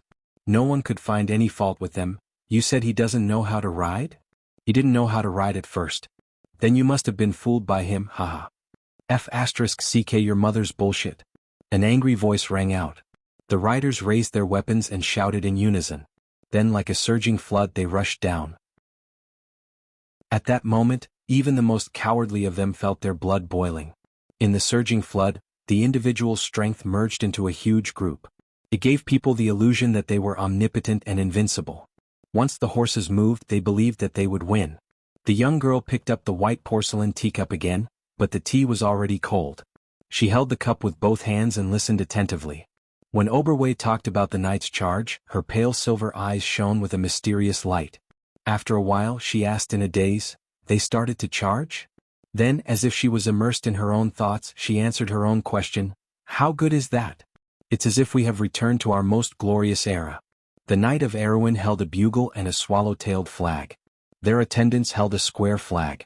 When the horn is blown, the knights charge forward, and the battlefield is covered with a sea of flags embroidered with the golden coat of arms of Corvado, Grinoires and Erech. The kingdom is invincible wherever it goes. Oberway coughed. He knew that the princess had ambitions that ordinary members of the royal family did not have. He could not help but sigh. How good would it be if she was a boy? Compared to Oberg the seventh's stubborn eldest son and weak youngest son, this princess was more like a wise ruler of a generation. Unfortunately, fate made fools of people. The young girl also realized that she had lost her composure, but she naturally put this matter aside. She asked, "And then did they win?" Oberway said, "Of course, please listen to me one by one." The princess nodded. In the eyes of the mercenaries, the young man's sword was always pointing forward. What was in front of them was a path to a miracle. They began to charge, accelerate and roll down. The group of skeleton cavalry desperately turned and moved, but their route was completely within Brando's expectations. More than 30 cavalrymen were like a heavy hammer smashing into the frail skeleton formation. Brando waved his hand, and a crescent-shaped wind pressure swept away 4 skeleton soldiers on horseback. The compressed air hit their fragile ribs, and the ribs were dented and broken. Then, the spine was broken and the whole body flew up and fell down. Crack, crack, crack. A huge hole appeared on the side of the skeleton cavalry. Brando roared and charged forward. The skeleton soldier blocking his way was sent flying with his sword, and he even knocked down another skeleton cavalry with his horse. Then, the experienced mercenaries on both sides of him swarmed forward and tore open the gap with ease. Then they actually passed through the middle of the undead cavalry scouts. The necromancer in charge only had time to recite the second verse of the spell before he was decapitated by Brando. The necromancer fell from the back of the skeleton horse and turned into a pile of white flames in an instant. Brando led the riders through the skeleton cavalry, and only one of them had a wound on his arm. He led everyone to turn their horses around. At that moment, it was as if he had become one with the leader of the attack in the game. He raised his sword, and every skeleton cavalry that was cut down emitted countless golden light spots. They rose into the air and went straight for Brando. 531 EXP. The skeleton soldiers were the lowest class of soldiers in Madara, but the skeleton cavalry gave more EXP than the ordinary necromancers. Not only were they more powerful but they were also more agile. It was difficult for ordinary warhorses to catch up with these pure skeletons. After losing the necromancer, the skeletons, which lacked intelligence, began to act on instinct. Their instinct was to destroy living creatures. They gathered together and were ready to charge. But Brando easily commanded the mercenaries to bypass them and regain the high ground. The two sides clashed again. In the end, another skeleton cavalry was stabbed in the thigh. Brando gained another 131 EXP, and then the skeleton cavalry was completely wiped out. Brando ordered his cavalry to stop and rest. Then he led his men and the Shire to clean up the battlefield. When they saw the scattered skeletons and the skeleton horses that fell to the ground after losing their masters, everyone could hardly believe their eyes. They won just like that, and only 2 of them were injured. But they did not know that Brando's understanding of Madara's skeleton cavalry's tactics was probably deeper than the necromancers who commanded the skeleton cavalry. The young man rode on the horse and stared at the foggy east, pursing his lips. Madara was like an old enemy that he could not defeat in the game, but it was different now. The skeleton cavalry did not have anything valuable. Brando just checked a little and then asked Gaspard to collect their swords. Madara's onyx sword was one of the better white swords. After all, not every race had the same craftsman, and undead craftsmen had the opportunity to use the flame of the soul to forge steel. Then he pointed to the distance and said to Reto and Mano, "Listen to the sound." At this time Mano and Reto looked at Brando in a completely different way. In the previous battle, not only did he prove his ability to command, but his superb swordsmanship and terrifying strength also deeply shocked everyone present. Those skeletons who dared to fight with him all had half of their bones broken and flew out. Even Madara's soul steel was bent and broken by the elven sword. Especially the confidence that this young man possessed. As long as one charged together with him, they would probably be infatuated with the feeling of their blood boiling. Mano and Reto were startled and immediately listened carefully. But they immediately heard a clattering sound. An army of skeletons, no, a sea of skeletons. To Brando's surprise, it was Reto who spoke first, and his judgment was quite accurate. He looked back and carefully looked at the so-called bar owner. It seemed that the other party's identity was not as simple as it seemed. He had long suspected that these mercenaries had a background. With such strength, they were probably not just ordinary people who worked for the war. Mano's expression also changed. The number of skeletons on the other side of the fog was probably in the thousands. He could not help but look back at Brando. How did this young man know? If he didn't know, then he had chosen the perfect time to attack the undead scouts. It could be said that it was just right. If the undead cavalry was not eliminated, they might really be in a passive situation now. Unless they abandoned the refugees and escaped, but it seemed that neither Brando nor Freya would agree. Should we go up and restrain them? Reynolds' expression darkened and asked. No need. Without the cavalry to restrain them, they can't catch up to us. Brando waved his hand and said, About this matter, it's enough that you know, there's no need to say it. I know Madara's tactical intentions very well, and since you are following me, I am confident that I can bring you out of here. But there's one thing, the battle is unavoidable. Every one of us can die here. The battle will be very fierce, and it won't be a small fight like this one. You better be mentally prepared. Mentally prepared. Mano laughed. We are mercenaries, kid. If we want to talk about this, we are much better than you. Let me tell you one thing, this Reto has experienced the bloody battle of Binnock Valley. Veteran of the November War? Brando looked at Reynolds and smiled. He sheathed his sword and did not answer. He raised his head and looked at the moon in the east. The moonlight was getting fainter and dawn was coming. At least before the sun rose, they would not encounter any ghosts tonight. He sighed in relief. P.S. Second update, help me count. If you want to know what will happen next, please go to www.chidian.com. There are more chapters. Support the author and support the original reading. Chapter 76. The refugees that followed Brando escaped into the Silver Sparrow Mountains before sunrise. Just as Brando predicted, after they defeated the undead cavalry, the undead army did not chase after them. This was because the low-level undead and vampires' fighting power would be greatly reduced during the day. Brando guessed that they would not let the sea of skeletons advance under the sun before they completely annihilated the White Mane swordsmen. However, after the undead took over a few graveyards in Fortress Reden, their military strength would definitely increase. It was said that when Tarkus arrived at Dragos in the north, his military strength had increased by 100,000, which was 5 times the military strength of the Grimoires region. The number of refugees had increased to 400 to 500 people after they absorbed the undead. The long procession was filled with carriages and loaded mules, and it stretched for half a mile in the Silver Sparrow Mountains. Some of the refugees were looking for their missing family members in the front and back of the procession, and for a moment the refugees seemed to be livelier. Romaine sneaked out of the carriage in the middle of the day, and was now hugging her precious bag as she sat on a flatbed carriage filled with goods. She was telling a story to a few of the brats. Her story was very unique, and the brats listened with their eyes wide open. Just as she was talking about how Brendel was calm and wise, she suddenly saw a man and a woman riding a horse coming up from behind. She was so frightened that her face changed and she subconsciously lowered her head. Brando slept for about 3 hours, and it was the only time he slept in the past few days. However, because he was worried about Madara's army, he did not sleep well. He quickly realized that the sneaky girl was indeed Roman, and he could not help but laugh and shake his head. "Why did you run out?" "I'm bored," Romaine replied submissively. "It's dangerous outside, Roman." Freya frowned as she looked at her best friend and said worriedly, "If something happens to you, how am I going to explain it to Aunt Jenny?" "There's nothing dangerous about it, I'm telling them a story," Roman said excitedly. The little ghosts hurriedly nodded in unison. "We're not talking about what you're doing now." Freya sighed. "Do you know how nervous I am right now?" Brando looked at the Roman in amusement. "What story are you telling?" "It's a story about Brando." Brendel waved at her, gesturing for her to come over. Romaine paused for a moment but did not suspect anything. She ran to the edge of the carriage but was caught by the youth. He pinched her face and pinched it hard as he lectured her. "You have to listen to Freya and be careful of your own safety, do you understand?" The Roman was shocked and made a whimpering sound. He pushed Brando away in a hurry and raised his eyebrows. "Oh, I know. Quick, let go of me." Then, she quickly retreated to the other corner of the carriage and stared at Brando with vigilance. She patted her chest with a look of lingering fear.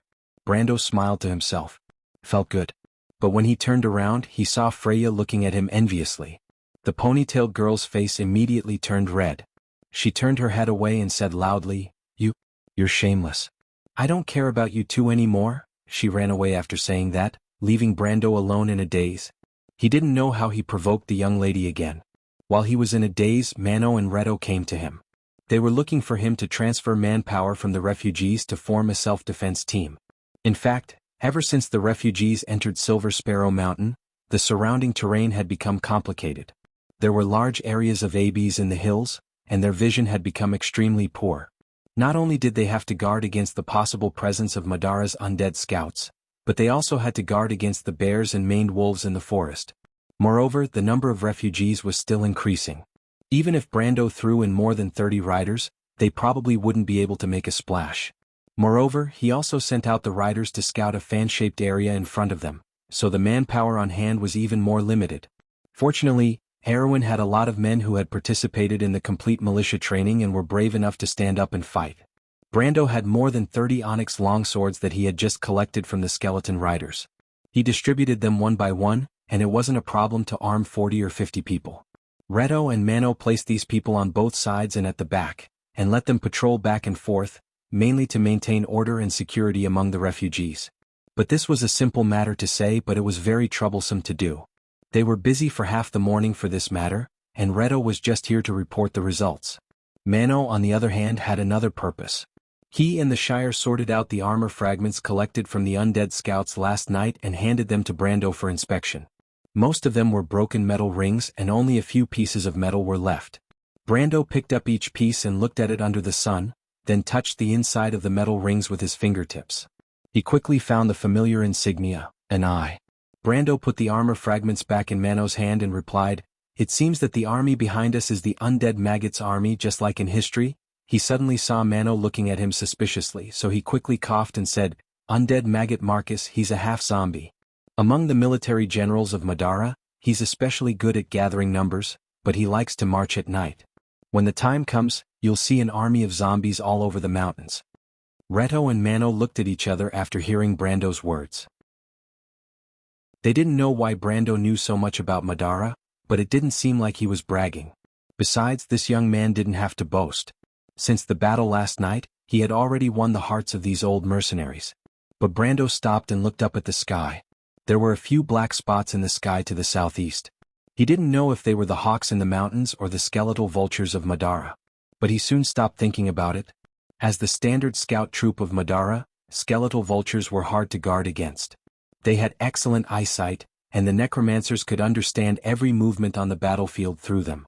In the last few years of the First Era, between 421, the year of Lin Mao, and 426, the year of astrology, especially the Battle of the Oblique Forest in Cypher, Madara's skeletal vultures were everywhere. The players couldn't get rid of them in time even if they sent out the Wyvern cavalry.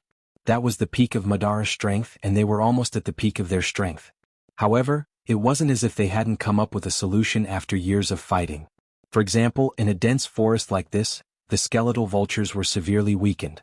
Their monotonous coloration made it difficult for them to distinguish the battle environment in the complex terrain.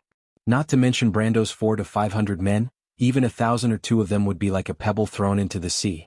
This was the reason why Brendel chose to enter the Silver Sparrow Mountain instead of following the refugees into the Valley of Sharp Rocks, which was easier to traverse. He didn't say it out loud because he was afraid that these experienced mercenaries would have other thoughts. Although he would rather believe that these people were still hot-blooded, he still had to be cautious. Brando thought for a while and continued, Marcus likes to march at night, but he won't be idle during the day. He will use the elite ghouls and zombies to chase the refugees away, but the first thing he needs to do now is to defeat the White Mane Swordsman. But I don't know where Luke Besson is. In fact, Brando was most afraid of being discovered by the skeletal dragons. He knew that Tarkus had 3 skeletal dragons with him, and it would be a disaster if the skeletal dragons found them in the valley. However, Tarkus should be resting in Fortress Redan for a period of time. After occupying the graveyard, he should use the time to expand his forces. After all, the biggest obstacle had been removed.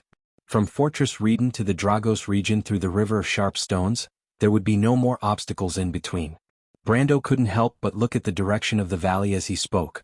At this time he was already a young general or a rising star in the eyes of Reto and Mano. Even the way they looked at him was a little different. Although they were mercenaries, they didn't have any thoughts of becoming a noble's retainer. But the heavens knew that Brando was just a fake noble. Although the young man purposely corrected the way the Shire addressed him, he still felt a chill down his spine when he heard the latter address him as master, in such a serious manner. He might as well just accept the way he addressed him. He thought about it for a while and could only blame it on the factory settings not being set properly. After finishing the morning's work, it was peaceful for the rest of the morning, but the refugees were getting bigger and bigger. Other than a group of refugees that caught up from behind, there were also some refugees that escaped from the valley. They brought news from that direction.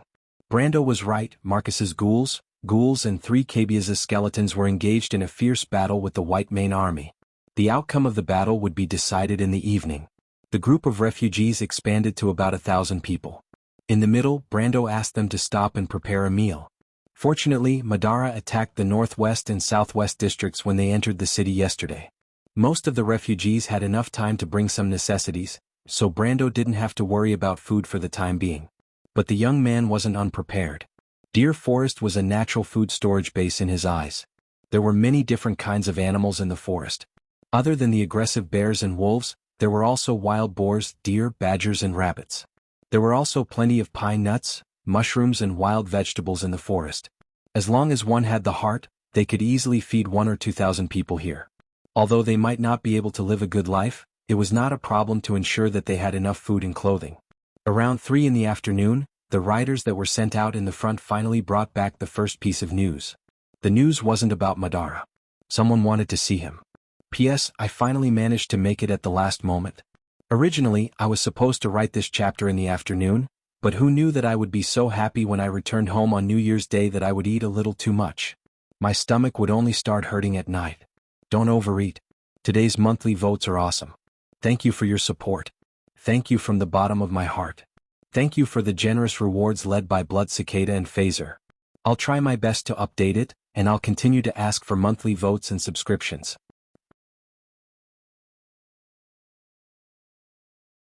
Chapter 77. Brando met the person that the riders had brought to meet him in the open space between the Abyss forest that was bathed in the afternoon sun.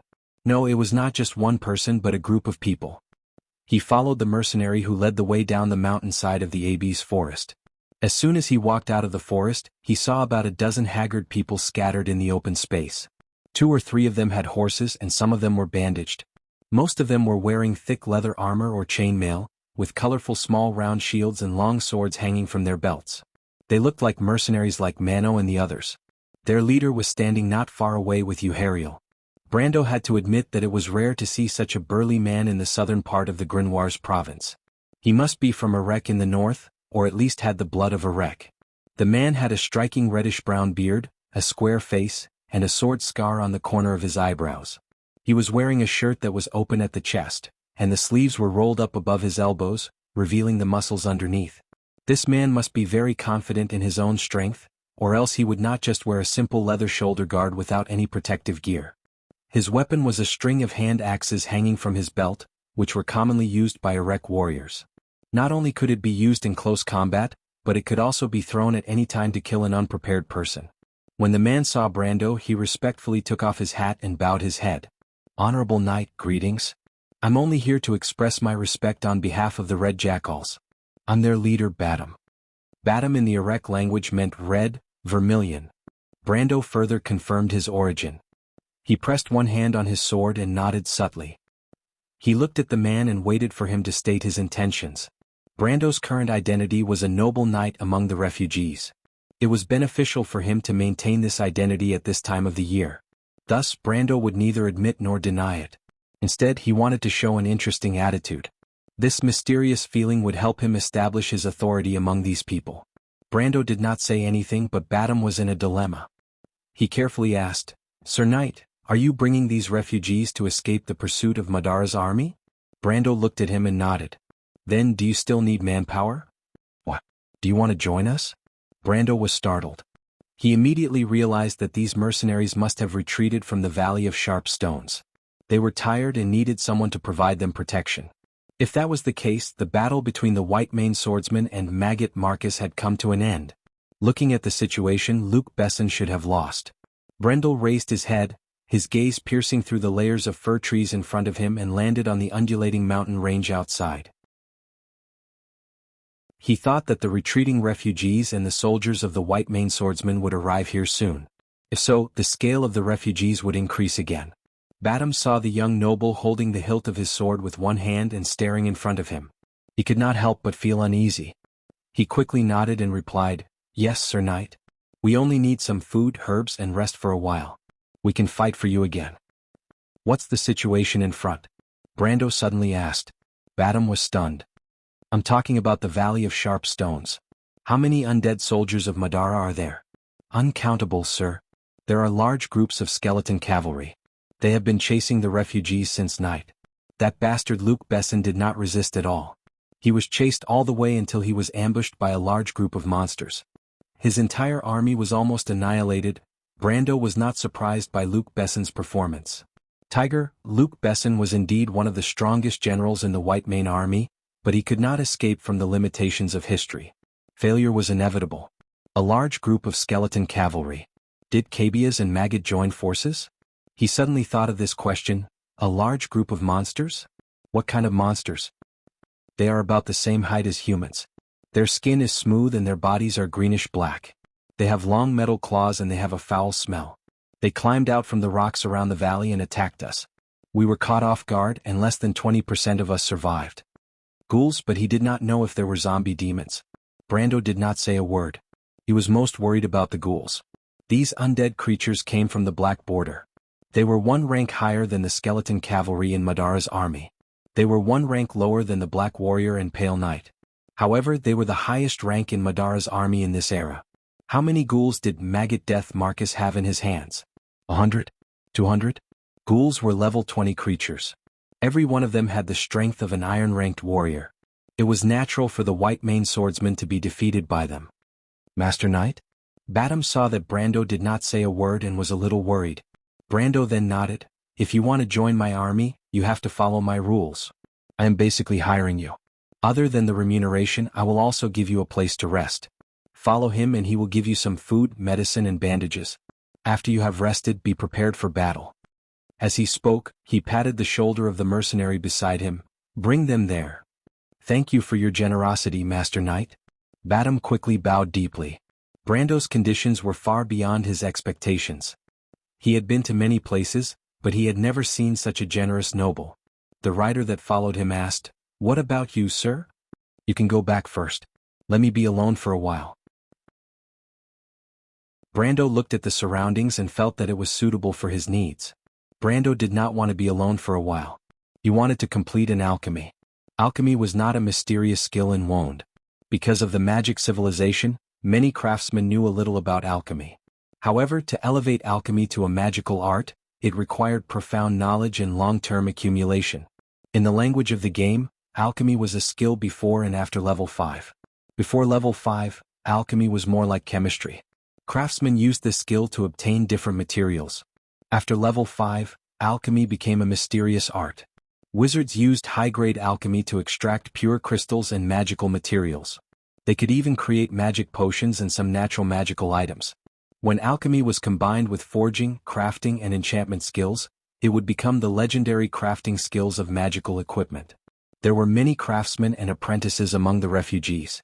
It was not difficult for Brando to learn alchemy. He only needed to find one of them and ask a few questions to learn basic alchemy. As a noble, no one would suspect that he would secretly learn alchemy. However, Brando wanted to learn alchemy this time. Raising alchemy from level 0 to level 5 required a total of 122 EXP. However, this was not a problem for Brando. After the previous night's battle, he had a total of 967 EXP, which was enough for him to raise his profession level to mercenary level 9. This way he would have 164 EXP to spare, which was more than enough. It was a pity that alchemy was a mystical skill. Physical professions could only use it under the basic identity of a commoner. This was because the basic identity was different from the profession. Any skills under this identity were regarded as part of the profession. However, since the basic identity could not be raised, a skill under this identity could only be raised to a certain level. For example, a commoner could raise alchemy to level 5, a noble could raise it to level 7, and an alchemist could raise it to level 15. In fact, in the Amber Sword, the combination of identity and profession was a very particular skill. Sometimes, in order to obtain the skills of a wizard or a wizard to obtain the skills of a warrior, if he did not want to waste his EXP and attributes, he would think of changing his identity. Brando's ideal situation was to raise his alchemy to level 6 and be able to make magic potions. However, at this moment he could only give up. He waited for Batum and the others to leave with the rider for a while. After confirming that there was no one around, he went to the center of the open space alone. He carefully cleared an open space on the ground, then drew out his sword and drew a simple magic circle in the open space. Energy Conversion Magic Circle. The knowledge of magic circles came from level 4 alchemy. The craftsman used it to extract the free energy from the substance and convert it into a crystallized state. Then there was the blood refining magic circle. This was why Brando wanted to avoid others. The blood refining technique actually came from Madara's alchemy skills. It was one of the forbidden techniques in the Holy Cathedral of Fire. This was mainly because the blood refining would cause harm to the caster and was not in line with the basic teachings of the Holy Cathedral of Fire. However, the blood refining technique was a very practical technique because it could ignore alchemy equipment and allow the alchemist to complete some simple material synthesis under any circumstances. To be honest, although the Holy Cathedral of Fire strictly prohibited it, Erwin and crews did not use this technique in large numbers. Players were only concerned about the effectiveness of the technique. At most, they would only lose a level if they were discovered. Moreover, they would not be discovered usually, right? However, at this moment, Brando was still a little nervous. To the players, losing a level was a matter of losing his head. Although Charles had been keeping a lookout for him, he really didn't dare to challenge the authority of the Holy Cathedral of Fire so blatantly. He took a deep breath and took out the tooth that he had pulled out from the intermediate lich in Fortress Reden and placed it in the center of the magic circle. He then stood up and pricked his finger with the tip of his sword, causing a drop of blood to seep out. He placed his finger flat and let the blood drop in the center of the magic circle. The magic circle flashed red and the tooth immediately turned into a gray crystal the size of a pinky finger. The moment the alchemy circle was completed, Brando felt his heart skip a beat. He had already received -1 damage from the backlash. He wiped the cold sweat off his pale forehead and picked up the crystal. This thing was actually a crystallization of pure soul energy. However, it was different from a soul crystal. If this turbid soul energy was absorbed by someone else, they would probably die from poisoning. Although this thing was crude and small, it was one of the most important items for him tonight.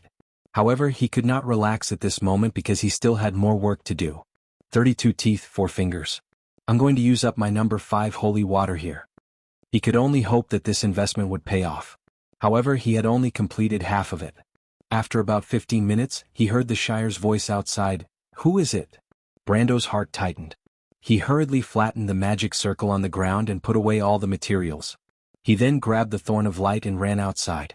When he reached the edge of the Abyss forest, he saw a middle-aged man standing in front of the Shire. He froze for a moment and realized that this middle-aged man was the one he had saved last night. Why is he here? In Brando's memory, this middle-aged man was quite courageous. He even dared to resist Markov's guards. However, it was a little too unwise. What he didn't expect was that the first thing the middle-aged man said when he saw him was, "Sir, are you using a blood magic circle? Please take care of yourself." This sentence was like a bolt from the blue. Not only Brando, even the Shire was stunned. How did he know? Has he been here for a long time? That's impossible. The Shire didn't believe that he couldn't detect a commoner. The young wizard retainer subconsciously prepared to cast a spell. However, the middle-aged man saw through their doubts and bowed deeply. "Sir, I haven't thanked you for saving me last night. My name is Tamar, an alchemist." Tamar? You're Tamar? Brando felt that the name was familiar at first, but then he remembered that Tamar was Madara's chief alchemist after 380 years, the year of Venus. He was almost stunned by the name. He couldn't help but look at Tamar to see if this was the same Tamar. Tamar wasn't originally from Madara. He must have been turned into an undead during the war. If it was because of that bastard Markov, it wasn't impossible for him to hate this country. The reason for his hatred must be the death of his son. Now that he thought about it, everything made sense. However, what really made Brando confirm was that Tamar was very sensitive to alchemy. Tamar could tell that he was using a forbidden spell just by looking at the backlash. This wasn't something that could be done by an ordinary alchemist. In history, Tamar was a powerhouse that defied the heavens. Most of Madara's high-ranked undead were created by him, Mesat, and Thurlando, the 3 undead alchemists of the past.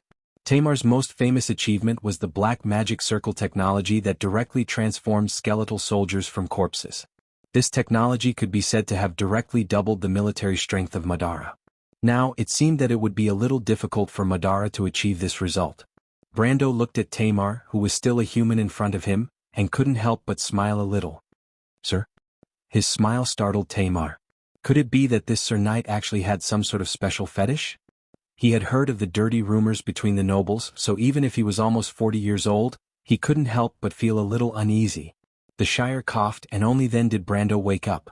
He hurriedly explained, "You're that master alchemist from Fortress Reden, Tamar?" Master alchemist? That was one of the top titles in the field of alchemy. Was he that famous? Tamar was stunned and quickly shook his head. "I'm just an unknown alchemist. Sir, I've been working for the noble parliament, but I didn't have much success. Not famous? I've picked up a treasure." Brendel was overjoyed. "P.S. Today's monthly votes are not good. Students, please support me. It's a little painful to look at. Look at how hard I'm working to update. Please support me. If you want to know what will happen next, please go to www.chidian.com. There are more chapters. Support the author, support the original reading." Chapter 78. On the way back to the refugees, Brando found out that Tamar had been looking for him ever since he woke up from his coma in order to thank him for saving his life last night. At that time he saw Brando, the Shire and the horsemen leaving the refugees together. He followed them all the way and did not expect to coincidentally bump into Brando casting the forbidden spell. However, Brando was not worried that Tamar would turn around and report him to the Holy Cathedral of Fire. On one hand, he felt that this tough middle-aged man was not that kind of person. On the other hand, Tamar did not have any evidence. What Brando did not know was that while he was surprised by Tamar's identity, Tamar also felt that he was mysterious. The middle-aged man had only seen the description of the blood magic circle in some parchment books. In fact, even he did not know how to cast this forbidden spell. At that time, he only inferred that Brando was using the blood magic circle based on the possible effects of the blood magic circle on his body. But he had to admit that even so, he guessed correctly. This kind of sensitivity and talent was not something that ordinary people could have. However, Tamar did not have any prejudice against the forbidden spell itself. In this day and age which nobles did not violate it. The Holy Cathedral of Fire also strictly prohibited the trafficking and smuggling of slaves. But in the border areas, this dirty business was prosperous, and even some of the clergy were involved in it. In comparison, he now wanted to discuss with this young noble about his alchemy skills. The middle-aged man thought for a while and then asked, "My lord, what do you want to make?" Brando could not help but feel a little proud when he thought of the future master alchemist calling him "my lord." "I need to synthesize a batch of spirit crystals. The materials are the remains of high-level undead. I want to use them to make a spirit statue." In fact, what he wanted to make was a spirit statue, white deer. This was a relatively simple spirit statue. It could summon the spirit of a white stag. In the ancient legends of Wonde, the white stag lived in an ancient oak forest. The quiet sun shone on the island in the middle of the forest, symbolizing the resting place of the soul. Therefore, the white stag was very sensitive to spirits. Brando wanted to use it to sniff out the ghosts hidden in the spirit world. That was probably the first type of mid-ranked undead that they were about to encounter. They were the scariest assassins and spies of the necromancers in the night. Soul statue. Tamar couldn't help but feel a bit incredulous. The soul sculpture was just a simple alchemy product. The only difficulty was the difficulty of obtaining the materials. The middle-aged alchemist found it hard to imagine that Brando would use a forbidden technique to create a soul sculpture. "Mr. Tamar, you don't have to be confused. It's actually because we lack alchemy tools." Brando saw through Tamar's doubts and answered. Tamar almost fell to the ground when he heard this. The blood refining technique was very powerful in the records. One of the main reasons why it was called a forbidden technique was because it could be used quickly and simply on the battlefield. It had an advantage that ordinary alchemy could not compare to. However, the backlash from activating a high-grade array using the blood refining art was also frightening.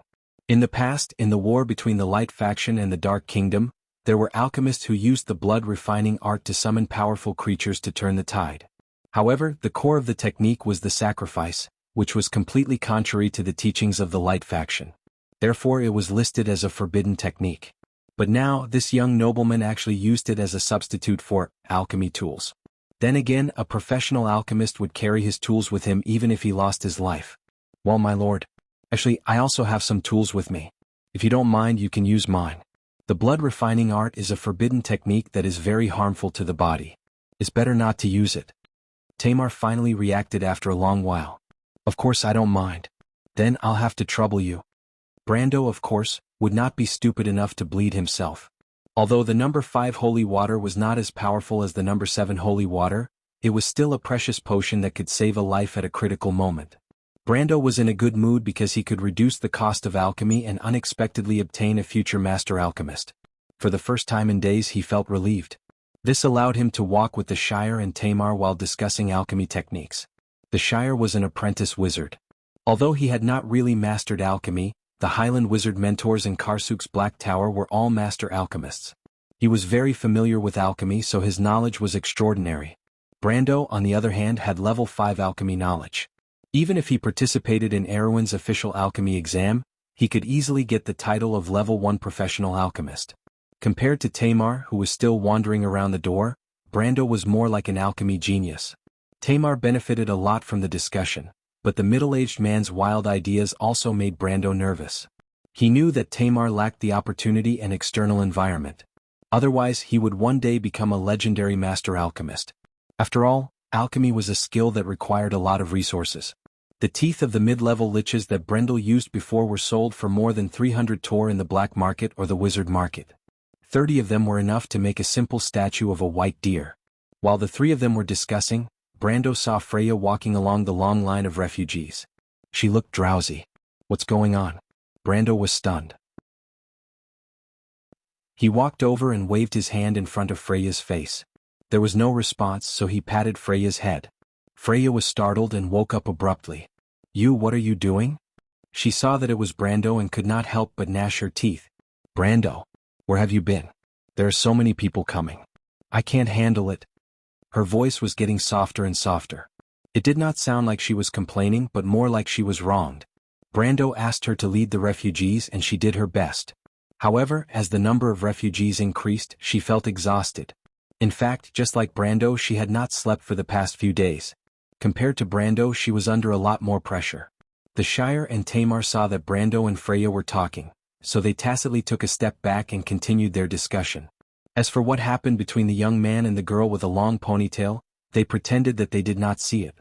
As the saying goes, the onlooker sees the clearer picture. Brando was completely unaware of Freya's special dependence on him. The young wizard squire, on the other hand, had the intention to watch a good show. As for Tamar, the honest middle-aged alchemist thought that the girl was the young noble's fiancée. "You haven't slept yet? There are so many people, how can I have time? Brando, did you know that the white-maned swordsmen were defeated? We just received a lot of soldiers who retreated from the Valley of Sharp Stones. I heard that many of them died." Freya rubbed her eyes that were as red as a rabbit's and said with some dissatisfaction. Brendel was taken aback. This silly girl can't be doing everything by herself, right? He could not help but touch his forehead. "Don't tell me you want to do everything by yourself?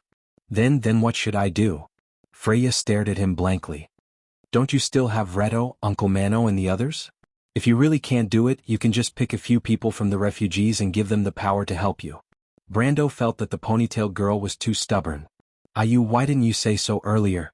Brando knocked on her forehead. "It has nothing to do with me, it's because you're too stupid." Freya's face turned red and she pushed his hand away. "I'll talk to you later."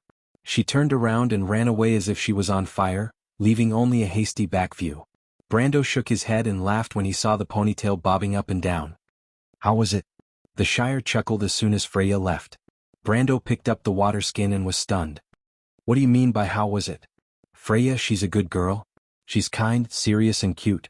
Can't you see, my lord, she actually likes you?" The young mage replied. Brendel had just gulped down a mouthful of water, and he could not help but spit it out. "What did you say?" "I said, Miss Roman and Miss Freya, this is big trouble, my lord." Brando spent the whole afternoon carving a suitable container. After all, it was his first alchemy work. At first, Brando wanted to complete the base of the white stag by himself. But after cutting a few pieces of ABs, he soon found the gap between dreams and reality. The best product in his hand looked more like a carrot than a stag.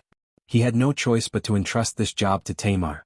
Most professional alchemists should be good at crafting, tailoring, painting and even forging skills. Of course, Brando was an exception. When he got out of the carriage, it was almost evening. The sun was gradually sinking below the rolling mountains in the west. The afterglow of the setting sun plated the mountains with a beautiful bronze color. In the distance, the tip of the forest of ABs sparkled as if it was dyed with gold. Brando held the carriage with one hand and looked at the sunset. He could not help but think that if he kept going in that direction he would eventually come across a mountain that reached into the clouds, the Kalanga Mountains. The majestic mountain continued to meander westward, forming a peninsula in the Dead Moon Inland Sea. He remembered that his first expedition in the game had been through that forest, and they had finally reached the eastern shore of the Dead Moon Inland Sea. This was the world, it was so real in front of his eyes. After leaving the carriage, Brando spent some time looking for the Roman, but he could not find the future Romaine. In fact, Romaine was on her own adventure during the day. Most of the time you could not see her. He looked at the sky for the last time and it was starting to get dark. At around 7:30, Brendel ordered the refugees to stop at a deep ravine in the valley. The light here was even dimmer, and the shadows on both sides of the ravine made it difficult to see what was hidden in the shadows. When the mountain started to fog, it was accompanied by the sound of night owls in the distance. It was very creepy. But Brando knew that this was the only place where they could avoid the vision of Madara's skeletal vultures. When the night came, it would be the time for the ghosts to appear. After settling the refugees, Brando ordered the militia to cut down trees on the nearby mountain. He wanted them to make a batch of simple spears in a short time to replenish the new manpower. His core strength was still the public order cavalry, Mano and the others. Now it had expanded to more than 50 people. Since the beginning of the day, he had received close to 100 mercenaries and white mane light footmen. In addition to the militia recruited from the refugees, this number could be doubled. Therefore he did not lack manpower. What he lacked was weapons. The militia still had to share a sword with 3 people. This reminded him of the revolutionary ancestors in his world. On the other side, Brando ordered the Shire to gather the leaders under him. For example, Reto, Mano, Gasliel and the newly joined Badam. These people represented the small circles under him. He had to explain the plan to them tonight to prevent any mishaps. At 8 o'clock, the last ray of light disappeared into the horizon. The 12 stars of the Witch King's constellation were the first to appear in the eastern sky. Brando and the others stood at the top of the valley. He looked down at the refugees who were busy setting up camp and said, "You have seen the situation today. The White Mane Army and most of the refugees met with misfortune in the Valley of Sharp Rocks. I'm sure most of you have heard about it. Madara's tactic is not to chase us away. Instead, they want to kill us so that the news of the fall of Fortress Reden will not reach Vermeer. Then what should we do, my lord? At this time the undead army has far outnumbered us. Our riders said that they saw a sea of skeletons in the west. They move slowly during the day, but when night falls they are everywhere." Mano raised his head and asked, "And zombies?" Another person added, "Of course there's a way, but it's impossible to escape. Due to Luke Besson's failure, most of the death maggots and Cabiaz's elites are already in front of us. We need to find a shortcut from the other side." Brando replied, "So, have you heard of the remains of the saint?" Everyone was stunned. PS equals ___ equals monthly votes dropped to 3rd place, and it seemed that it was still slipping towards 4th place unstoppably. Students, please support me. My heart is bleeding as I look at my ranking dropping. But why do I feel so much colder today?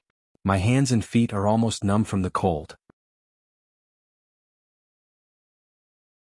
Chapter 79. The Remains of the Saint?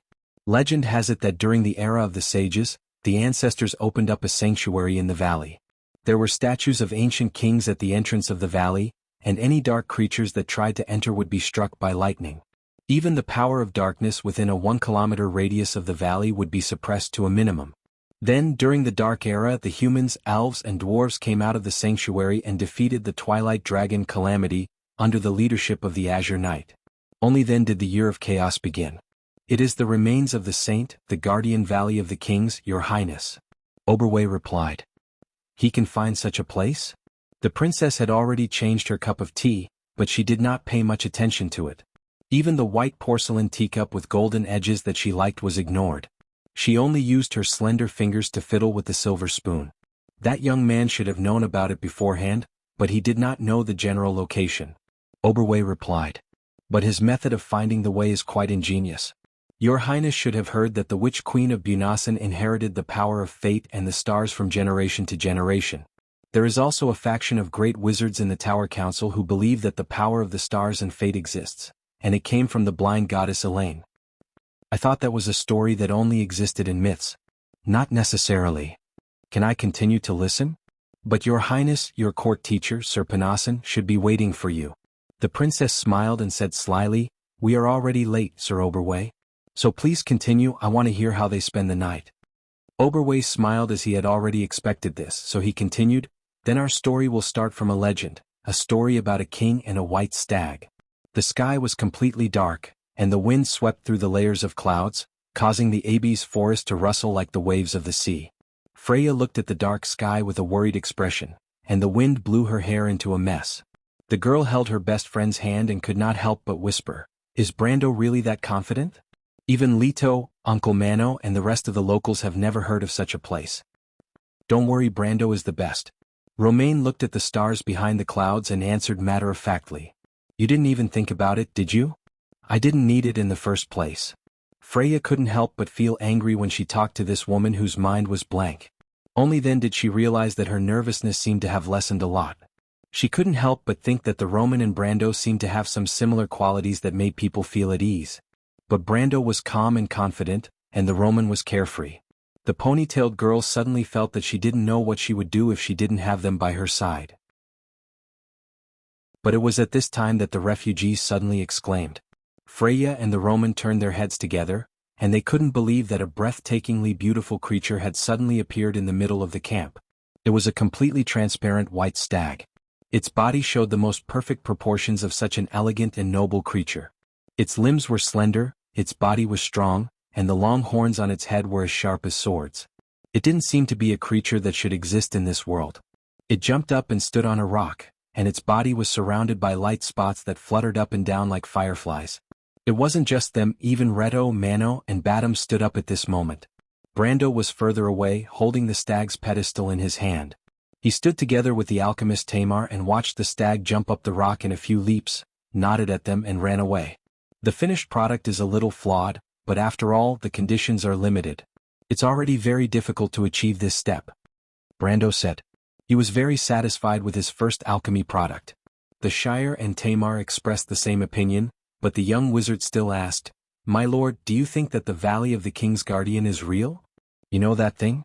Brando was stunned. Of course, ancient knowledge is a compulsory course for wizards. Many schools of magic originated from the era of the sage. I can guarantee its authenticity, but the valley is in the fog, and its location is uncertain. I can only hope that Goddess Helene can help me tonight, so that my precious stag can find the way faster. Brando thought that, of course, the place where the remains of the sage was also very famous in the game. Countless people had been there, and many more people speculated that there might be a huge secret hidden in it. But no one had ever found anything from it. He had also been there, but he only found the same thing as others. That was, he didn't find anything. How? Tamar asked. It depends on whether Goddess Helene cares for us or not. Brando replied. What will happen if she doesn't?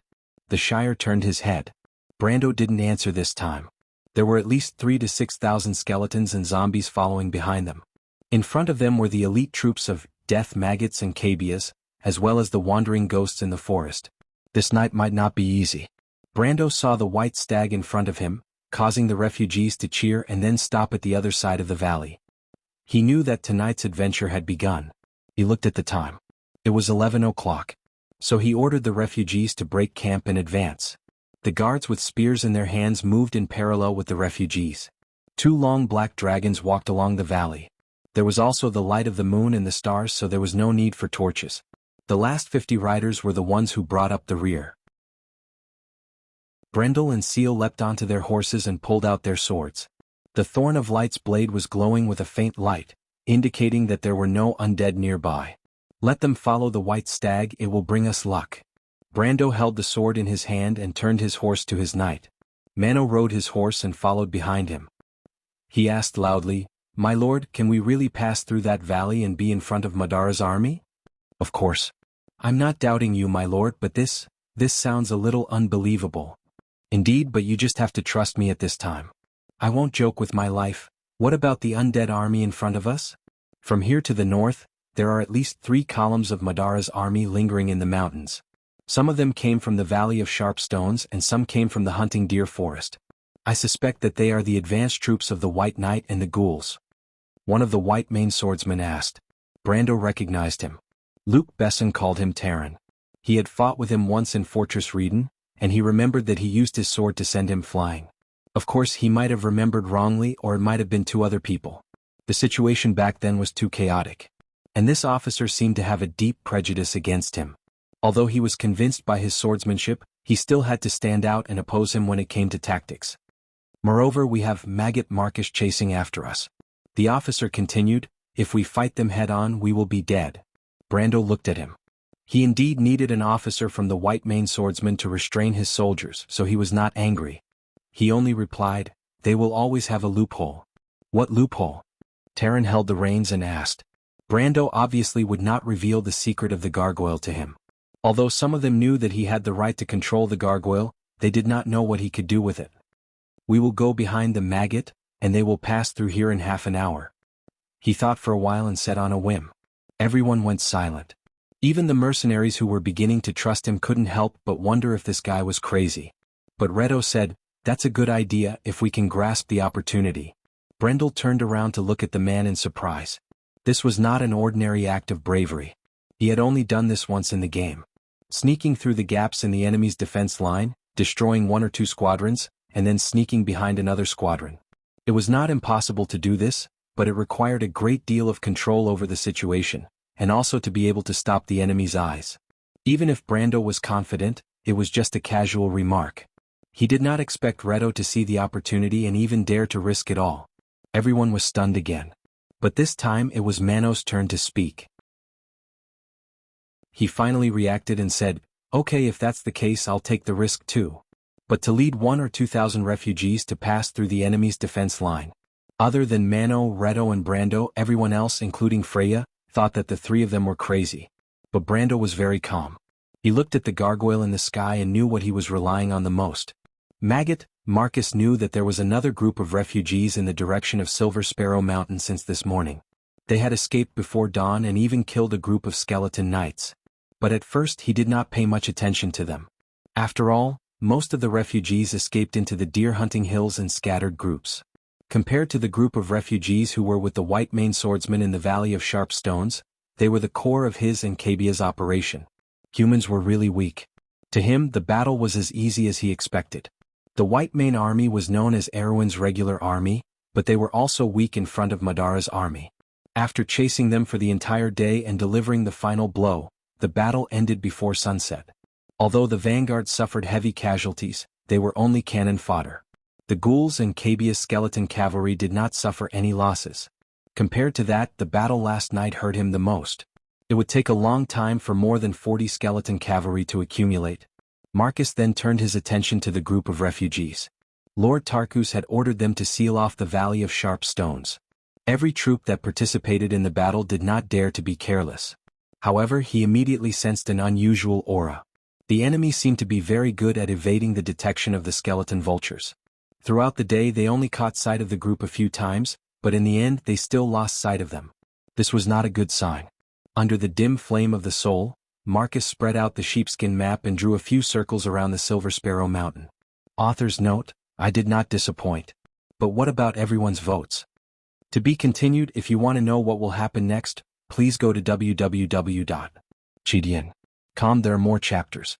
Support the author, support the original reading. Chapter 80. After the refugees left the valley, they headed east.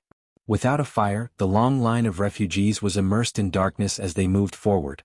Occasionally the group would meander through the mountain stream. Looking at the dark peak of the mountain, it was the tip of the Abyss. If it were not for the stars, it would be difficult for anyone to identify the direction in such an environment. The people at the back could only passively follow the group in front, one after another. The entire group was made up of ordinary citizens. Although they were more conscious due to fear, it was inevitable that they would make a ringing sound as they moved forward. Under Brando's instructions, Freya divided the refugees into a few areas, and each area had 2 core members who were responsible for maintaining order. Freya told the citizens what to do, and Brando told them what to do if they did not do so. This was the only way to restrain the entire group. However, the experienced captains were not too worried. Reto and Mano had rich battle experience, and they told Brando that the sound would not travel too far in the dense forest. At most, it would be like a whisper from an arrow's distance. On the other hand, the white-maned swordsman's dragon-subduing tower was listening to the wind. The rustling of the trees had long suppressed all other sounds, and Brando's hearing was not as effective as his sight in such an environment. Brando listened to the sound of the wind from afar. It sounded like the rustling of pine trees, or the chirping of birds in the Abyss forest. But when he listened carefully, there was a different feeling. It was light and long, as if a group of strange instruments were playing in the mountain wind. It also sounded like a mysterious whisper, as if an unknown existence in the forest was telling the world something. In Grimoires, and even in the entire southern region of Erwin, people described the whispers in the forest as the witch's bewitching whispers. It was said that many people never returned from the forest because they fell into the witch's trap. Of course, these legends were not credible, but at this moment, there was a strange sense of mystery. Brando led the horse and walked at the side of the group. The other mercenaries followed behind him. Because everyone only had one horse, the riders tried their best to conserve the stamina of their horses in preparation for any possible battle. Although the war horses in this world were abnormally strong and had about 20% more stamina than the average horse, in fact, the cavalry rarely used horses as mounts. This was because in the war here they were too weak. They had already deviated from the valley by about 10 miles to the east. In fact, they had already left the range of Silver Sparrow Mountain. This was not like a highly developed society where even the tiniest mountain had a code name. For example, Brando did not know what this mountain should be called. It was supposed to be part of the southeastern extension of the Stag's Hills, but it was off the main road and was uninhabited. It was only in the hunting season that the hunters passed through it, and their cottages could sometimes be seen in the hills. Brendel had already released the gargoyle and had it move towards the southwest direction. At the same time, the cavalry scouts also retraced their steps. About half an hour later, the news came back. The 2 seasoned mercenaries were pale when they saw Brando. They found skeletons half the distance between them and the mountains. Brando could imagine the scene. When you saw a sea of grayish-white creepy skeletons slowly appear from the top of the mountain, then slowly spread over the forest, and then poured down the mountain, leaving only the sound of hua-hua in the mountains. It was really shocking. So, while he gently comforted the two mercenaries to rest, he also told the others about the weakness of the skeletons so that they would not lose their fighting spirit because of the approaching danger. He also sent out scouts to the northwest. Brando knew Madara's habitual arrangement at this time of the year. It was progressive, and not only could it be mobilized flexibly, but the range of the scouts' control was also very large, and they could provide support from the front and back. This tactic was designed to make full use of the advantage of Madara's undead army. In fact, in the early days of the War of the Black Rose, the Dark Lords once carried this tactic forward with excellent mid-level and low-level commanders. But it had a fatal flaw. That was the eyes. Once the support of the Ghost was lost, there would be a huge gap between the squadrons, especially in such a mountainous area, where it was easy for the enemy to cut through. And another weakness was that if the commander was too weak, this arrangement could easily play the classic, adding fuel to the fire situation. Of course, the reason why Madara dared to use this arrangement before the Second War of the Black Rose was that they were confident in themselves. They had too many outstanding talents at their disposal in this era. On the other hand, there were not many ways to detect ghosts in this era. It was just that Brando happened to know one. He could not help but look up at the hillside. Mano led the militia through the forest of Abes. The seasoned mercenary kept looking back at the beautiful white stag in the valley below. Brando told him that the stag would show them where the terrible undead were hiding. Mano had his doubts. If he wanted to fight, he had to follow the rules and not be as secretive as the wizards. Just like at this moment, they had already left the group of refugees far behind them, almost a mile away, but that beast still didn't react at all. But just as he was about to curse, he saw the elegant creature suddenly turn its head in a direction and put its hooves on the ground, showing an anxious look. Over there. Mano immediately pointed his curved sword forward and ordered the others to quickly rush over. In that direction was the forest of Abes, which was no different from other places.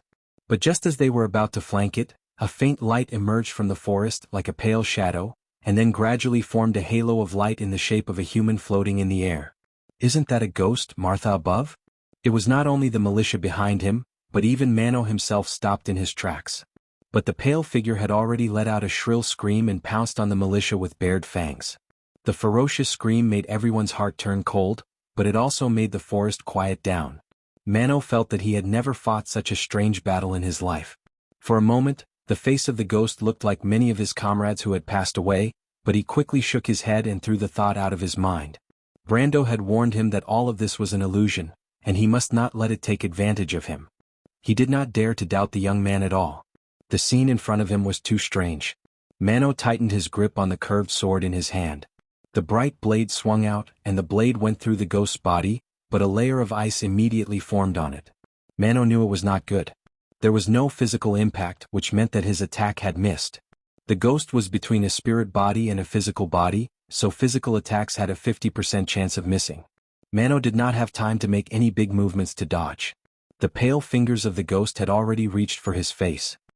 He tilted his head at the critical moment and let the slender fingers pass through his shoulder. The veteran mercenary immediately felt a piercing cold on his shoulder, as if he had lost all feeling in his left arm. "Attack, you bastards!" He took the opportunity to fall to the right, and then shouted at the stunned militia. Only then did the townsfolk react. They raised their spears and stabbed at the spirit. 3 spears directly pierced through the faintly discernible shadow, but the other 2 spears held the ghost up, causing it to let out a shrill cry. Manua took advantage of the situation to jump up from the ground and stabbed at the pale figure. This time he was lucky. The sword hit the ghost's soul. The strength of a black iron swordsman burst out in an instant, and the ghost screamed and disappeared. Everyone was relieved. They could not help but sit on the ground weakly. No one said a word. In fact, even Mano, the veteran mercenary, was a little worried. But at that moment, there was only one thought in his mind. How did the young man know all this? The young man looked away. Mano and Badam did a good job. He could not help but feel lucky that he had these veteran mercenaries under him. Otherwise, it would be troublesome for him to deal with these mid-level undead. However, the soul statue, White Deer, was actually a very common exorcism item, but it required a certain amount of imagination to relate it to military affairs. Brando could not help but look back at Freya. This method was actually invented by the goddess of war. Did he plagiarize? But in any case, Madara had lost these ghosts as their eyes, and they must be feeling uncomfortable tonight. Perhaps the necromancers who controlled them would soon find that the ghosts they sent out had all disappeared in a certain direction, but this did not mean anything. They still needed to verify and wait for news again. 1 or 2 hours was enough for him to do a lot of things. The gargoyle continued to fly to the southwest. Brando finally saw a skeleton cavalry passing through the forest. He did not know if he had missed anything before, but he guessed that this should be the front line of a column of scouts. Thus, 3 minutes later he found another group of skeleton cavalry. At the same time, Madara's tactics during this period coincided with what he had imagined. He let the gargoyle cross a few mountain streams tangential to the ridge, and soon he saw an army of black skeleton soldiers in the valley. There were about 200 of them, a squadron. The gargoyle continued to move forward along the valley, exactly as he had imagined. Brando immediately found another 2 squadrons. Although he could not see which column they belonged to, the commanders of Madara's columns in this period were not to be trifled with. He thought that the White Knight Ebden and Weezer should not be so far behind, but it should be either Diren, Gulab or the Blood Wizard Ladios. 2 main generals, 5 columns, and a scale of nearly 10,000 undead, concentrated in the hills that were only 20 to 30 miles wide. The undead army began to move in large numbers under the night sky. Time was running out. Brando still wanted to see how deep the area between the second and third layer of Madara was, and where the other column was, but the gargoyle had already reached its maximum flying range. Of course, although he had previously lied to Martin and Breton that the gargoyle had scouted the entire Buchi region in a day, the truth was that the gargoyle was not omnipotent. 1:05 a.m. News came from the northwest. Just as Terran had predicted, a large number of zombies had appeared in that direction. The elite troops of the Death Maggot had indeed arrived from the Valley of Sharp Rocks. When the news spread among the mercenaries, everyone's face was solemn. They had a glimmer of hope, but they did not expect the situation to develop towards the worst. As a result, the group of refugees was surrounded. Of course, unless they could speed up and break out of the encirclement before it closed in on them. But the mercenaries looked at the refugees, then looked at Freya and Brando, and knew that this was not possible. For a moment, everyone was silent. Freya nervously grabbed the reins and subconsciously looked at Brando. Only Brando took a look at his pocket watch and then mounted his horse, as if he did not care about the atmosphere around him. He pulled out his sword and said to the mercenaries, "Listen up, everyone."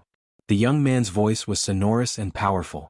"There are 2 squadrons southwest of us, 2 to 3 miles away from us, and another squadron further away.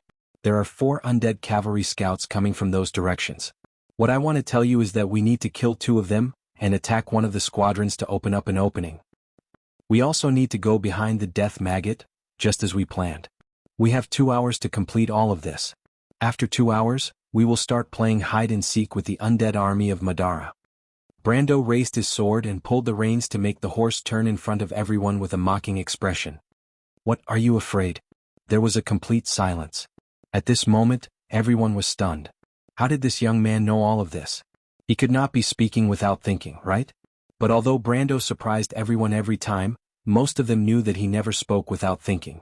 Especially when he stood upright on his horse and raised his sword to point to the southwest. Every word he said was spoken with certainty, just like when he led them to charge in the first place. It was as if the direction his sword pointed was the path to a miracle. No matter how difficult and dangerous it would eventually open up a path. It was a path of blood left behind after the thorns parted. Brando looked at these people without saying a word, just like when he led those like-minded people to charge into Madara. Someone once said that he was the most qualified leader of the attack because once he made a decision he would press forward. No one spoke. But all the mercenaries got on their horses, and there was a sound of metal scraping. Everything is for victory. Long live Erwin. Author's note, today's first update. Seeing a friend in the book review section saying that they want to exchange their tickets for updates, I feel a little sad. I've always felt that the number of votes should be more than the number of votes. That way, everyone's relationship wouldn't be like friends anymore. It would become a naked transaction. I feel a little uncomfortable. Speaking of the issue of updating, everyone can see how hard I work. I don't have a stockpile of manuscripts, and I'm doing my best to write every day. Especially for the explosiveness of the past few days, I've squeezed out almost all of my free time. That's all. Don't mind it, everyone. Just treat it as if I'm talking nonsense. Chapter 81. When Brendel led the light cavalry through the forest and pointed out the undead scouts that were groping their way through the valley, everyone was stunned. It was as if their fantasy had become reality. The young man who led them had the ability to foresee the future. Only Leto and Terran guessed that it was the gargoyle, but they did not have much time to think about it. Brendel had already given the order to attack. More than 50 riders rushed forward under the young man's command, sealing off all possible escape routes for the skeletons. In fact, there was no escape route for them at all. Brando knew how they would react. When Brando arranged the cavalry's assault route, his image in the mercenaries' minds was not just described as an excellent general, but a magical one. The battle began with a horizontal sword wind, and 4 or 5 skeleton soldiers were cut in half. Then Brando took the lead and killed the undead. Any skeleton cavalry who dared to stop him would be thrown 7 or 8 meters away as soon as they entered his attack range. Then only the necromancer was left in front of him. He beheaded the necromancer with a sword. Then he gathered the troops and attacked again. The battle ended just like the previous night. Only one of the security cavalry was accidentally stabbed in the left rib. Brando left him behind and let the self-defense regiment follow behind to take over. Then they continued to move forward. In less than a quarter of an hour, they defeated another undead scout cavalry on the other side of the hill. After 2 battles, there were 3 casualties due to injuries. Brendel naturally had to bandage them one by one, even though it was just for the sake of using his cheat code. His first aid was extremely effective, and it was even more effective than some hemostatic drugs. But his subtle action won him a great reputation. Before that, his prestige among the mercenaries was already at its peak. Even Terran, who had always been against him, could not help but think that Brando was the god of war. Only the mythical god of war, Mars, had such supercilious strength. But Brendel felt that it was a little boring. The Madara cavalry's movements in this era were so rigid and inflexible, and they were not as flexible as they were after Incersta's reforms. To him, it felt like they were training AI in the past. The only consolation was that he had gained a total of 779 EXP from the 2 battles and successfully reached level 17. At the same time, when the refugees led by Freya began to abandon their carriages, Madara's side found themselves in greater trouble. As everyone knew, Maggot Death, Marcus was a half-zombie.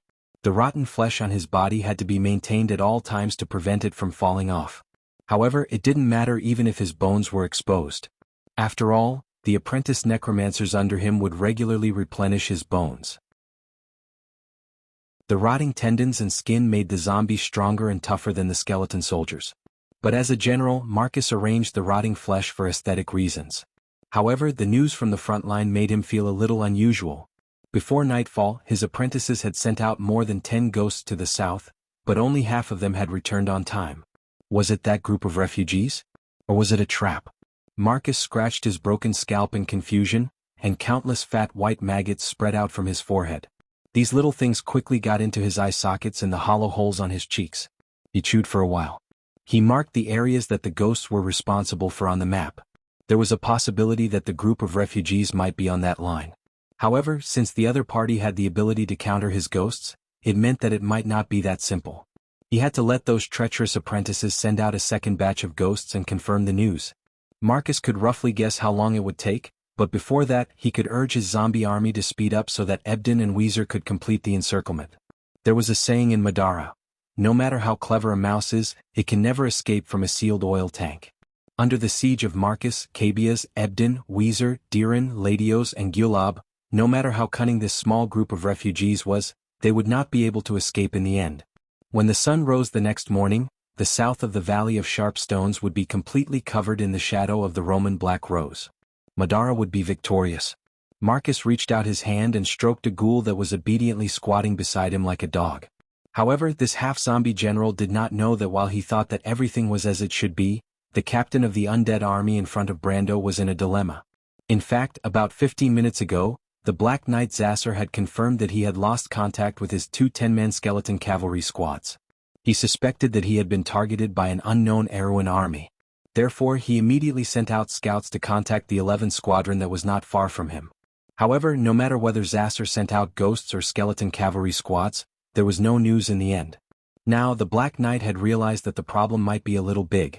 When Brando and the mercenaries appeared on the hill, they saw that the undead squadron had stopped and was preparing to stand guard. Batum, Reto, and Mano did not see any clues, but Brando secretly frowned. The quality of Madara's mid-level and low-level officers was amazing. The young man could not wait for the undead commander to choose to draw closer to his allies in the other direction. This way they could safely lead the refugees to pass through this empty area. However, the commander of the undead army made the most accurate judgment in the first place. What are they doing? Terran knew a little about Madara's tactics and could not help but ask. He looked at Brando again and no longer doubted his ability. Stay on guard. We killed their scouts too cleanly and gave them the illusion that an army 3 times their size was targeting them, Brando replied. 3 times? Then why didn't they draw closer to their allies? Aren't they waiting to be separated and surrounded? Their commander is waiting for the scouts of their allies. Aren't they afraid that we will intercept the scouts? Mano wiped his curved sword and answered casually. Brando glanced at him and thought to himself, do you think the scouts can intercept them just because they want to? If they did not have the gargoyles, the strongest scouts in the Amber Sword, they would not have been able to come and go so easily in the area covered by the undead army scouts. Killing the scouts is equivalent to telling them that there are enemies in this direction. The reason why we killed the 2 groups of skeleton knights was because Brando wanted to take down the squadron as well, Redo explained. Does that mean we don't have much time left? Mano asked. 1 hour. End the battle and clean up the battlefield, Brando replied. It was almost 20 minutes later when Freya led the self-defense team into the battlefield. When Zasser saw the ABs on top of the mountain shaking, he finally saw rows of soldiers holding spears walking down from the top of the mountain. He was startled for a moment. The soldiers' attire was different from any of the White Mane Army's legions. He could not help but tilt his head and asked with a hoarse voice, where are those soldiers from? The necromancer beside him immediately lowered his head respectfully. They seemed to be militia. Militia? Zasser was startled. How could the militia quietly eliminate 2 groups of skeleton knights? The Black Knight felt that there was something fishy going on. He could not help but stand up on his horse and made a gesture behind him. Change the bows, mark 140 feet, throw, release. The skeleton soldiers immediately took off the longbows on their waists and opened the bows. Then they released the bowstrings with a whing sound, and black arrows flew high into the sky and into the forest of ABs. The mountain wind was strong, and the arrows were not very accurate. But to the militia who did not have much training, it was a great deterrent. The self-defense team that slowly walked down from the top of the mountain paused for a moment and immediately fell into chaos. However, they still had Freya. This girl with a long ponytail rode from the left side of the formation to the right side. She tried to motivate the mercenaries and the White Mane Army's light infantry so that they could lead the militia to attack. Lower your body, lower your head, everyone. Remember what you learned during your training. Do not stop, follow me, remember this is a battle for your family. Freya took the lead, holding a long sword in her hand and shouted loudly to encourage the militia. At least it seemed that her work was effective. Under her encouragement, the militia quickly regained their courage and once again reorganized their formation. They slowly pressed down from the top of the mountain. Zasser frowned and ordered another wave of arrows to be fired. After some adjustments, the skeleton soldiers were more accurate this time. A few of the first 3 rows of militia rolled down from the rain of arrows. But after 2 waves of arrows, the militia became calmer. After overcoming their psychological fear, the effectiveness of the projectile weapons was not as great as expected. Zasser immediately changed his hand gesture and pointed at the female knight. The 3rd wave of arrows was obviously aimed at Freya. But the armor on her body flickered with countless spots of light, and every arrow that flew towards her was deflected to the side. This miraculous scene stunned everyone, and the militia cheered in unison. They could not help but shout out Freya's name. Elven Praetorian Army? Seeing this scene, the Black Knight almost laughed out loud. Zasser wondered where this inexplicable army had come from. On the other hand, Brando finally nodded his head, even though he was usually clumsy. But the scene in front of him proved that Freya was the goddess of war in his heart. She was born for the battlefield. He took out his pocket watch and glanced at it. The time was just right. Then Brando pulled out the Thorn of Light, and the elven sword in his hand flickered with a fluorescent light. The sudden flash of light on the battlefield startled everyone, and people from both sides raised their heads and looked over. The elven sword. Zasser recognized the sword at a glance, and he almost screamed as he subconsciously pulled out the sword in his hand. Brando raised the sword high and shouted, "The Shire!" The young wizard squire understood and immediately raised the ruby in his hand and pointed at it. Sharpness, division, blade structure. A layer of white lines immediately extended along the tip of the elven sword in Brando's hand. They flickered once and disappeared, leaving only the blade that had been enchanted. The thorn of light was already extremely sharp, and now it was even more indestructible. A new day has arrived, Sir Lord. Remember to pay my maintenance fee. Seal finished casting the spell and said with a grin on his face. Brando smiled faintly. Then he pointed his sword downwards, and his sword pointed towards the Black Knight's position, as if indicating that the battle was about to begin. P.S. I'm disgusted by some idiots who read pirated posts and scolded the author for asking for monthly votes. Depressed. Did everyone enjoy reading the latest chapters? If so, then support me. Thank you. Looking for subscriptions and monthly votes? I really don't want to fall behind. To be continued. If you want to know the future, please go to www.gdn.com. There are more chapters. Support the author, support the original reading.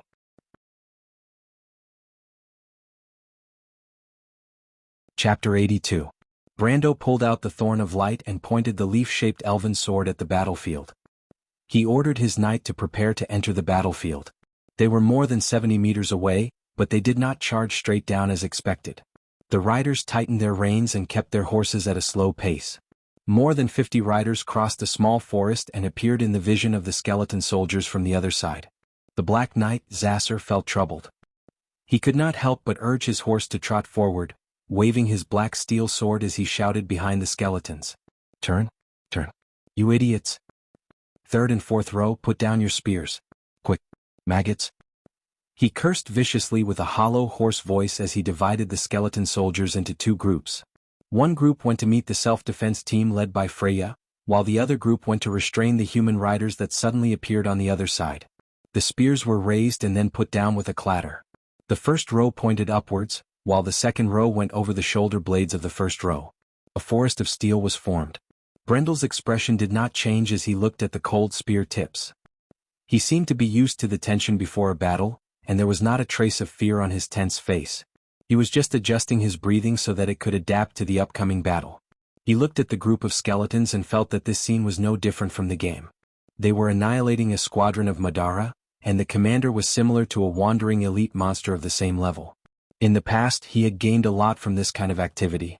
Most of the squadron leaders in Madara's undead army had the strength of a middle or upper iron ranked, which was about level 20 to 30 in the game.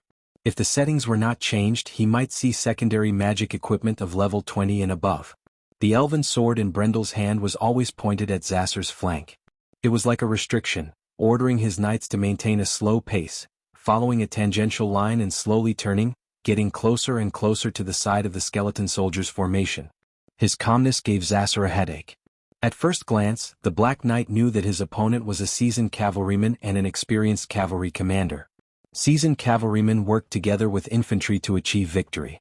By constantly forcing the opponent to change their formation, adjust their direction and look for gaps to effectively kill them. A newbie would only charge forward without any hesitation and end up with a bloody head. Zasser had already ordered his skeleton soldiers to follow Brando's direction by 120 degrees. The skeleton soldiers turned sluggishly, and it was very troublesome to rearrange their formation. It required his entire squadron of 11 liches. Sometimes, the Black Knight was worried that the thin line behind him would not be able to stop Freya's self-defense team. After the skeleton archers fired their fourth volley of arrows, they began to shoot freely. The militia that came down from the mountain was already within 10 meters of them. These militia consisted of civilians, light infantry, and mercenaries. The first row was made up of people from different regions. Most of them were Butchie, some were Irek, and some were Highlanders. These young and middle-aged people had varying degrees of fear and nervousness on their faces. They breathed out white fog in the cold night, forming a wall. Everything behind them seemed to be blurred. They were holding wooden spears or Madara's nether steel longswords, and all of them gripped them too tightly, causing their movements to become stiff and deformed. Their breathing became erratic, but they were pushed forward subconsciously by the people behind them. Right in front of them was a sea of white skeletons. The undead would never be afraid, nor would they be excited. One by one they remained motionless, holding their spears with both hands. There was no joy, no sadness, and no thought. Only the orange flames of the soul burned in their empty eye sockets. But it was this kind of enemy that was terrifying. The girl with a long ponytail was anxious as she looked at the enemies. The future goddess of war knew that if she let them go, she would be the first to collapse. She gritted her teeth and turned her horse around. Then she raised her sword and pierced into the gap between the two sides like a flash of green lightning. That was the transformation from a militia to a female knight. Freya's mind was blank at that moment. She did not think about anything else. She only knew that she wanted to win, she wanted to help Brando, and she wanted to walk down this long road with everyone. The thorny forest formed by the spears came into view. It was densely packed. Freya. Romaine carefully hid at the top of the mountain. Of course, no one knew that she had snuck out. But when she saw Freya's risky move, she could not help but widen her eyes in shock. Then she suddenly heard a dispute behind her. The Roman was stunned. She turned around and saw the girl who seemed to be called Sue snatching a horse and jumping on it. She then rushed all the way to the battlefield. So she knew how to ride a horse too. The Roman lay on the rock and thought that riding a horse was interesting. Freya gritted her teeth and raised her steel sword. Clack, clack, clack. Every spear that was aimed at her was deflected into the air. She rode her horse and charged through Madara's front line, causing the skeletons to retreat one after another. But she could only deal with a small number of them. The spears passed through the line of defense. The feather of the wind lit up and circled around the ponytailed girl's half-body armor. It was about 7 millimeters thick and was enough to cut through most of the attacks. But there were still some that escaped. 2 spears burst out from the forest of thorns and hit Freya's breastplate, leaving a white mark on both sides. The other spear pierced into her waist, and red blood gushed out like a fountain. Freya grunted and cut down the spear with her sword. Then she gritted her teeth and turned around, leaving the battlefield from the other side. Behind her, the self-defense regiment and the undead army of Madara had collided. The spears of the skeletons were lifted up high by Freya, and they were forced to retreat. But when they collided with the militia, they were unable to withstand the huge force and were forced to retreat. He was shocked when he felt the line of defense behind him crumbling. He thought that his undead army would be able to hold on for a while and buy him some time, but he did not expect it to collapse so quickly. He turned his head and saw the female knight wearing the sky-blue elven armor. She was focused on encouraging her subordinates, the White Mane Army's light infantry, and the mercenaries to form a torrent that continued to advance forward. They continued to advance forward and open up a bigger path of victory. The Black Knight could not help but take a deep breath. If he had enough liches, he could have reorganized the formation. This was one of the main characteristics of the undead army. But now he was focused on the other side. Brando and his knight were eyeing him. Thinking of this, he was shocked. He turned around and saw that the group of human knights had adjusted their direction and were facing him. The knights gradually got closer and their horses began to trot. Brando raised his sword. The 50 knights behind him raised their swords. Kill? Erwin will win. The earth rumbled as the knights roared into the forest. The rocks on the ground trembled as if they were dancing. However, the skeletons that were slowly retreating from behind were messing up Zasser's formation. More than a dozen liches were surrounded and helpless. He chopped down a skeleton soldier that blocked his way and shouted in a hoarse voice, "Let's go! Flatten the spears." Brendel was as fast as a black meteor. He lowered his body and swung the white raven sword art forward. The wind pressure from the white raven sword art was like a scythe that swept across the first and second rows of skeletons, causing them to fall to the ground. He then let go of the reins and raised his hands. His thick leather gloves emitted 2 soft blue rays and deflected the 2 rows of spears that were heading towards him. Then he and his horse crashed into a group of skeletons. A few skeletons were sent flying by the huge horse.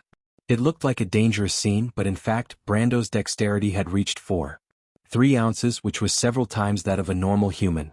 The skeleton's movements were as slow as snails in his eyes. The gap of a few seconds was a huge loophole that he could easily exploit. Protect the horses. With Brendel's loud roar, the entire cavalry crashed into the forest of undead spears. The first and second rows of skeletons fell to the ground, and the skeletons behind them retreated and squeezed together with the liches who were supervising the battle. The mercenaries were very skilled. They deflected the spears of Madara's undead and cut into the enemy's formation. They used the momentum of their horses to penetrate the back 3 rows of skeletons. Then they tried their best to move aside and let the second row of skeletons crash into them. Madara's formation was pushed back again and was on the verge of collapse. In the first charge, only 2 or 3 knights fell off their horses. Most of their horses were injured, but they could still fight their way out with their iron rank strength. It could be said that Brando's charge was a group of Erwin's sergeant major rank and above. The impact was so great that it was beyond his expectations. Although the attack did not penetrate the 200-strong undead army, it almost pushed them to the brink of collapse. Even Zasser could not believe that he had lost so quickly. The Black Knight saw two necromancers casting Veil of Darkness in front of Brendel's army, but Brendel ignored them as though he did not see them at all. Half of the necromancers' bodies fell to the ground in front of Zasser, burning with white holy flames. Another lich tried to hide further away and use decay, but he was cut in half by the young man's backhanded sword from 7 to 8 meters away. The lich fell on his back. Brando turned around again and swung his sword down. The elven sword passed through the skeletons, and the skeletons around him fell apart. White flames rose from the incomplete skeletons. The sacred flames connected as if the light of heaven surrounded the young knight. The demons danced and turned into ashes in an instant. It was as if he was walking on flat ground in front of an army of 10,000. Everyone couldn't help but gasp with their mouths agape. Brando raised his head again and locked his gaze on the Black Knight, Zasser. P.S. So sad are the me people complaining about that half-zombie. I wipe my tears. Also, before the work is released, let me first explain. The unit of energy level is Oz, not Z. Fine, if you want to blame someone, blame this stupid font. It has nothing to do with me. Today TT encountered a very sad matter and lost a few thousand yuan. Please comfort me. To be continued. If you want to know what happened next, please go to www.chidian.com to read more chapters. Support the author, support the original reading.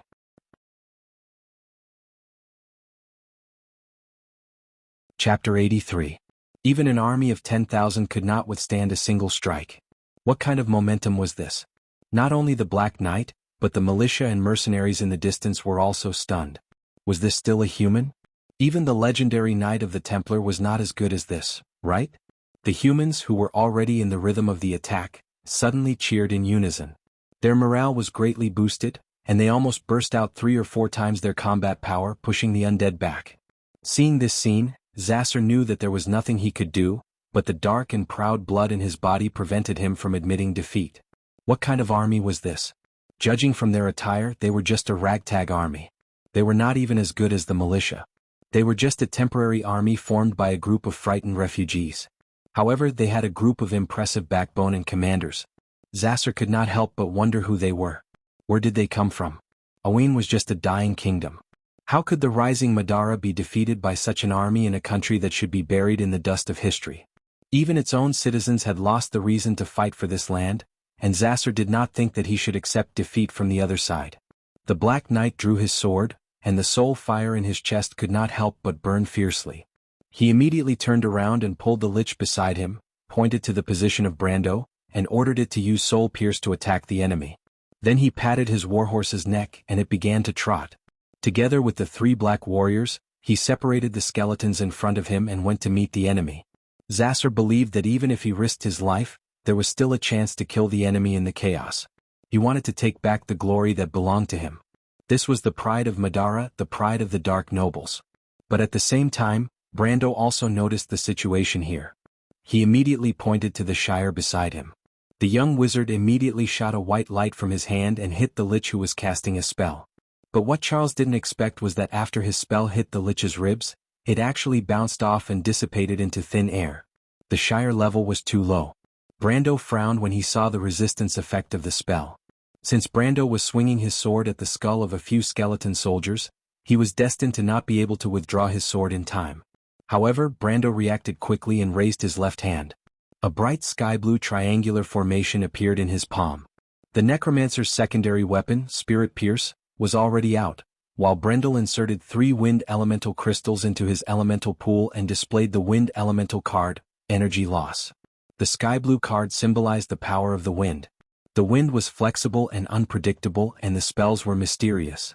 The wind-type card of Fate also had a similar power.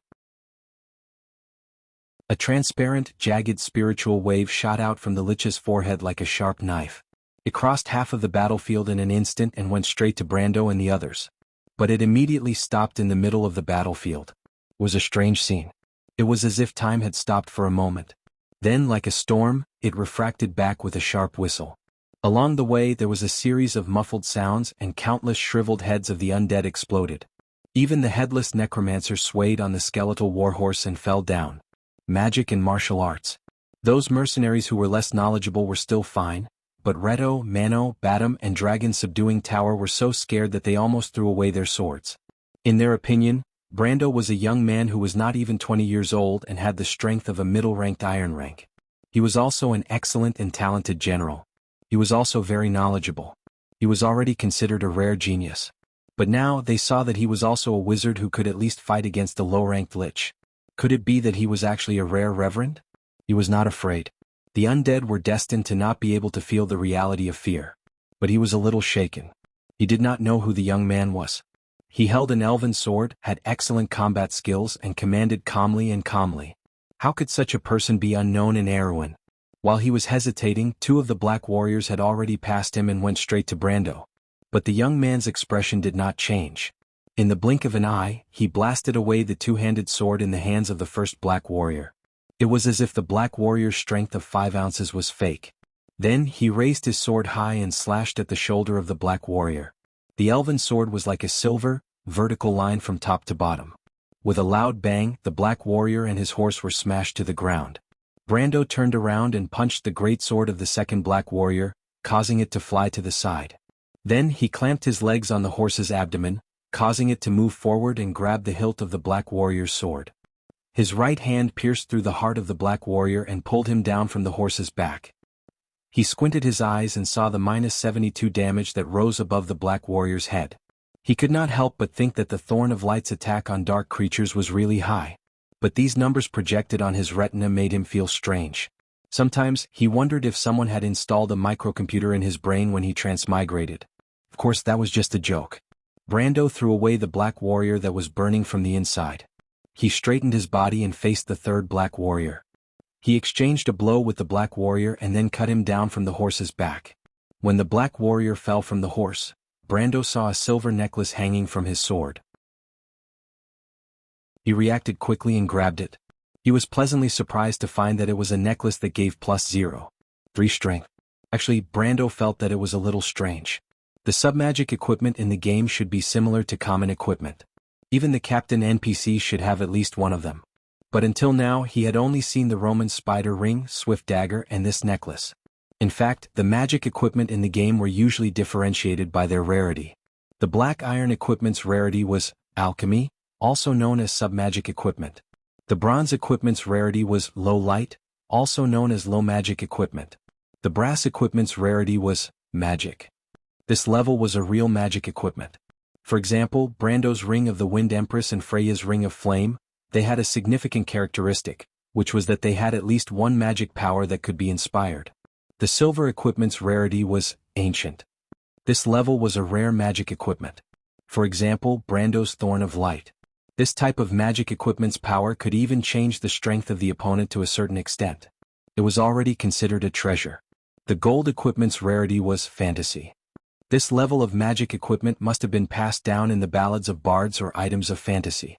But although there were many legends that had been passed down in the history of a country, there were only a few that had been truly grasped by people. The dark gold equipment's rarity was mythical. This level of magic equipment's rarity was mysterious. With Brando's knowledge, he had only seen it in the hands of a few core members of a few major guilds.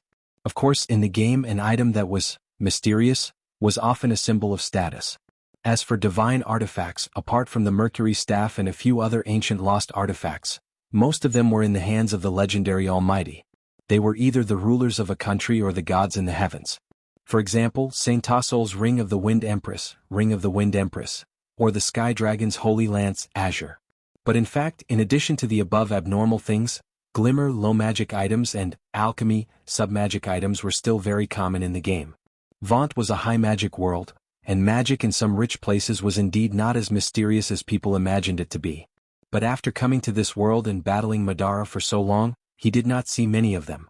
Even the boss of the Golden Tree did not drop any legendary items. If it wasn't for the fact that the loot in Gerald's tomb did not disappoint him, he would have doubted whether there was a difference between the game and reality. But today the necklace that the Black Knight dropped made him feel relieved. It seemed that the Grimoires region was a little too remote. But while he was in a daze, a black sword came at him. Brando was shocked and instinctively dodged to the side. The Black Knight was already in front of him. The young man could not help but look around. The Black Knight had lost his momentum. Even his guards were all dead. But the Black Knight still did not turn around and surrender. Could it be that he wanted to challenge him? He was stunned. Freya pressed on the wound on her waist with one hand, and she could not help but frown. But the ponytailed girl felt a little strange. She felt that she was more concerned about the damage to the half-plate of the Zephyr. She thought for a while and convinced herself that it was because the plate was too valuable. The militia was chasing the defeated skeleton soldiers to the side of the valley. Brando's order was not to let any of the undead escape. It seemed that he did not need to say that because the soldiers and civilians who had been frightened for a day and night would do it willingly. She and the rest of the militia were needed to maintain order in the pursuit of the undead so that they would not hurt their own people. Freya rode on her horse and chased after them. When she passed by a gravel beach, she saw a skeleton soldier with a broken leg crawling up from the ground. She was about to give it another stab when she saw a figure dashing down like a gust of wind and chopping the skeleton down. The figure stopped. It was Sue, who was wearing a leather dress. Sue. The bronze-skinned girl rode over and looked at her with concern. She whispered, "Freya, are you hurt?" "I'm fine. Have you seen Brando?" Freya turned around and found herself on the other side of the canyon with the self-defense team. That guy didn't even dare to accept a knight's challenge. Why are you so concerned about him? Sue thought for a moment and replied, "Knight challenge?" The female knight's long ponytail froze. "P.S. Everyone, don't be like this, T. I'm not asking for votes.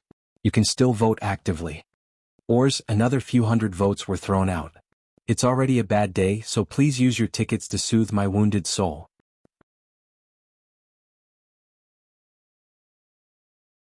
Chapter 84. A Knight's Challenge? The silver-haired girl put down her teacup and could not help but laugh. Only the Black Knight could come up with such a stalling tactic, but she soon sighed softly. The princess could not help but turn her head and stare blankly at the clean and bright arched window. Her gaze passed through the dust floating up and down in the sunlight that slanted in from outside the tall window, and a hint of worry flashed in her pale silver-gray eyes. For the outcome of the war, he would rather put down his honor and even give up his dignity as a knight. Was it because of the blooming black rose of Bramanto?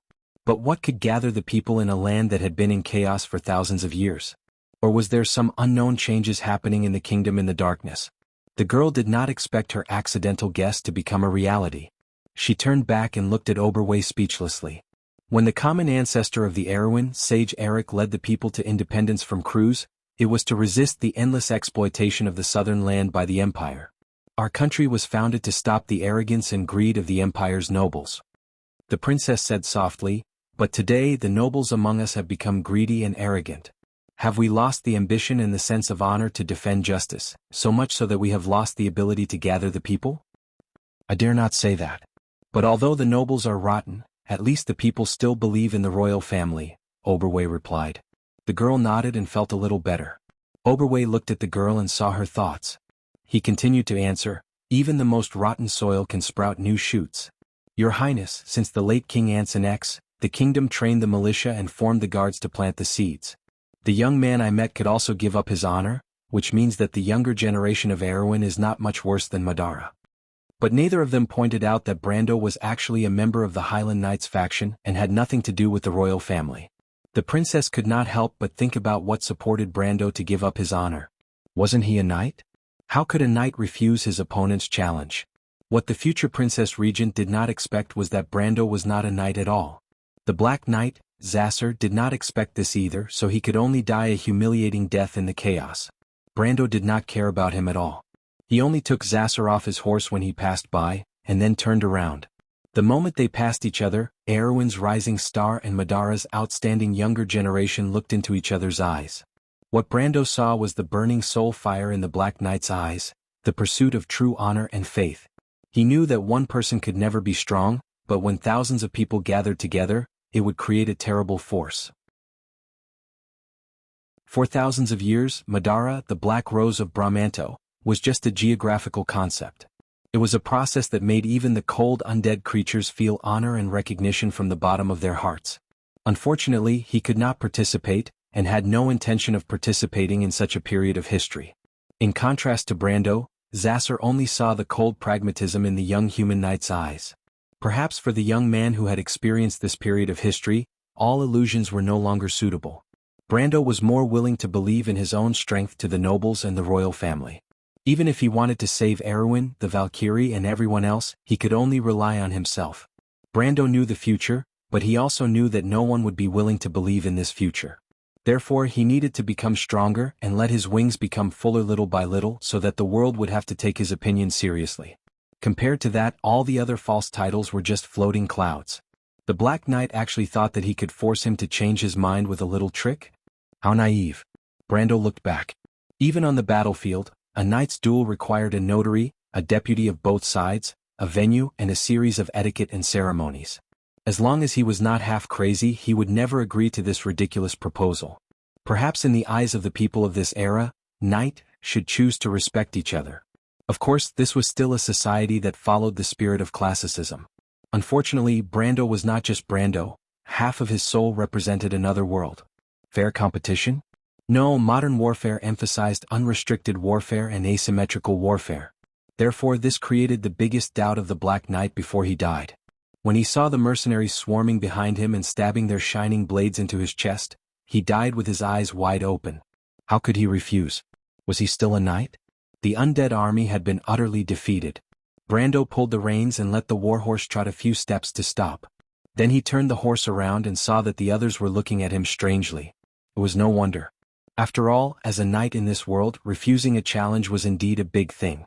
Although these mercenaries had rich combat experience, it was inevitable that they would be influenced by the views of the world.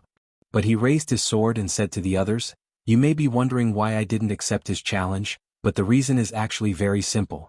The challenge between knights comes from the mutual respect between nobles, not a holy challenge with deceitful thoughts. This is a blasphemy to the knight's rules." He added, "As for why I said this, think about it carefully." Everyone was enlightened, but Reto, Tower, and the others were more or less confused. Brando looked at their expressions and continued, "Of course, this is all nonsense. To put it more crudely, I'm not interested in a bet without a stake." This sentence was obviously to the mercenaries' liking. Many of them could not help but cheer loudly, especially Mano, who nodded repeatedly. He almost thought that Brando was his soulmate. But the young man still had some doubts when he looked back at Reynold, but he understood that he could only explain so much. In fact, he did not need to hide anything. This night was so urgent that he had no time to sort out everything one by one. Just like now, he immediately gestured to the others to clean up the battlefield and let them quickly pick up the spoils and clean up the battlefield. At the same time, he jumped off his horse and walked to the corpses of Zasser and the Black Warriors. It was time to reap the rewards. The 3 Black Warriors had been burned into a pile of white ash from the inside out, except for their armor and some small items that they carried with them. These things looked disgusting, but in the eyes of players, like Brando, they were equivalent to spoils of war. He kicked away the empty breastplate. The Black Warriors were tall, and their armor would probably have to be melted down again to be suitable for human wear. Therefore this thing was worthless in his eyes. But his goal was not this thing, but the magical items that the Black Warriors might have carried with them. Unfortunately, he didn't get much. He only found a secondary snake-shaped ring with a rarity of black iron in one of the corpses. It was what the natives of this world called an alchemy item. +0. 1 dexterity, but it was better than nothing. But Brando was not depressed. His main goal was not the 3 Black Warriors. They were just an appetizer, and he was glad that he got something. In fact, his main goal was the Black Knight, a level 20 elite creature. Brando walked to Zasser. The Black Knight's half-body armor was suitable for him. Unfortunately, the mercenaries did not know how to cherish it and opened several holes in the breastplate. When Brando saw this, he could not help but curse. These guys did not know how to think for their commander. Compared to Freya, who was a militia commander, he, as a knight commander, did not even have armor to use. But even so, Brando still squatted down and opened the man's pouch. The first thing he looked for was the pouch because most of the magical items and magic amulets were kept there. Brando's EXP did not lose its effect. He found a snake-shaped statue and 3 magic amulets. Magic amulets were good things. According to legend, they were originally made by the wizards in the ice forest in the north of Wonde. As long as you carried them, you would naturally gain good luck. But the craftsmanship of these magic items gradually spread after the Year of the 3 Hills and became an important craftsmanship. In the game, every magic amulet was at least bronze, because they had an important characteristic, which was that they were not limited by the total number of magic items that could be carried. just like the 3 amulets in Brando's hands. The 3 magic amulets' attributes were plus 1 HP, plus 2 HP and plus 0. 1 innate protection. It was the cheapest item in the market, but at least it was better than nothing. Brando put away the amulets and looked at the snake-shaped statue carefully. He immediately realized that it was a poisoned amulet. The poison amulet was a magic item. Most of them were made by the druids in the forest, but some of them came from the hands of the liches. Once activated, it would release a poison spell on the blade, 12 ounces, losing HP every minute and gradually weakening the user. It was not a good thing, but Brando could not help but curse in his heart. What a sneaky bastard, pretending to be a knight. Does a knight use poison? He could not help but think that he was not a righteous person. Otherwise he would have suffered a great loss. He put the amulets away. After all, his current identity was still a Highland knight. It would be a big problem if someone who knew their stuff saw it. The rules of a knight in this world were very complicated. If they violated the rules, they would be stripped of their title. If it was serious, they would be burned at the stake. That was not a joke. Then Brando turned the body over and checked the neck and hands, which were the most likely places to have magic items. But he did not see a ring or a necklace. Instead he saw a frosty glass bracelet. Of course it was not a glass bracelet. Elemental bracelet. Brando was shocked and hurriedly pulled the thing out of the Black Knight's body. Although the elemental bracelet was only a bronze equipment, it had a high energy level. The lowest level elemental bracelet that Brando knew of was at least 25 ounces, and the attributes of this item were also very practical. It could add a certain amount of elemental damage to close-range or long-range physical attacks. The amount of damage depended on the energy level of the bracelet. For example, a 25-ounce bracelet would add at least 4 to 4 points of elemental damage. In his previous life, the Thorn of Light's damage was only 9 to 9 points without doubling the damage. Brando suppressed the ecstasy in his heart. This item used to be as expensive as a silver rare magic item. When it was at its peak, it was one of the equipment that he could only dream of. Attack was the life of a physical profession in the early stages. It was a pity that this bracelet was a level 20 equipment. Brando could only look at it to satisfy his craving. He carefully put this item into his bag. It was probably as important as the Thorn of Light. It was even more important.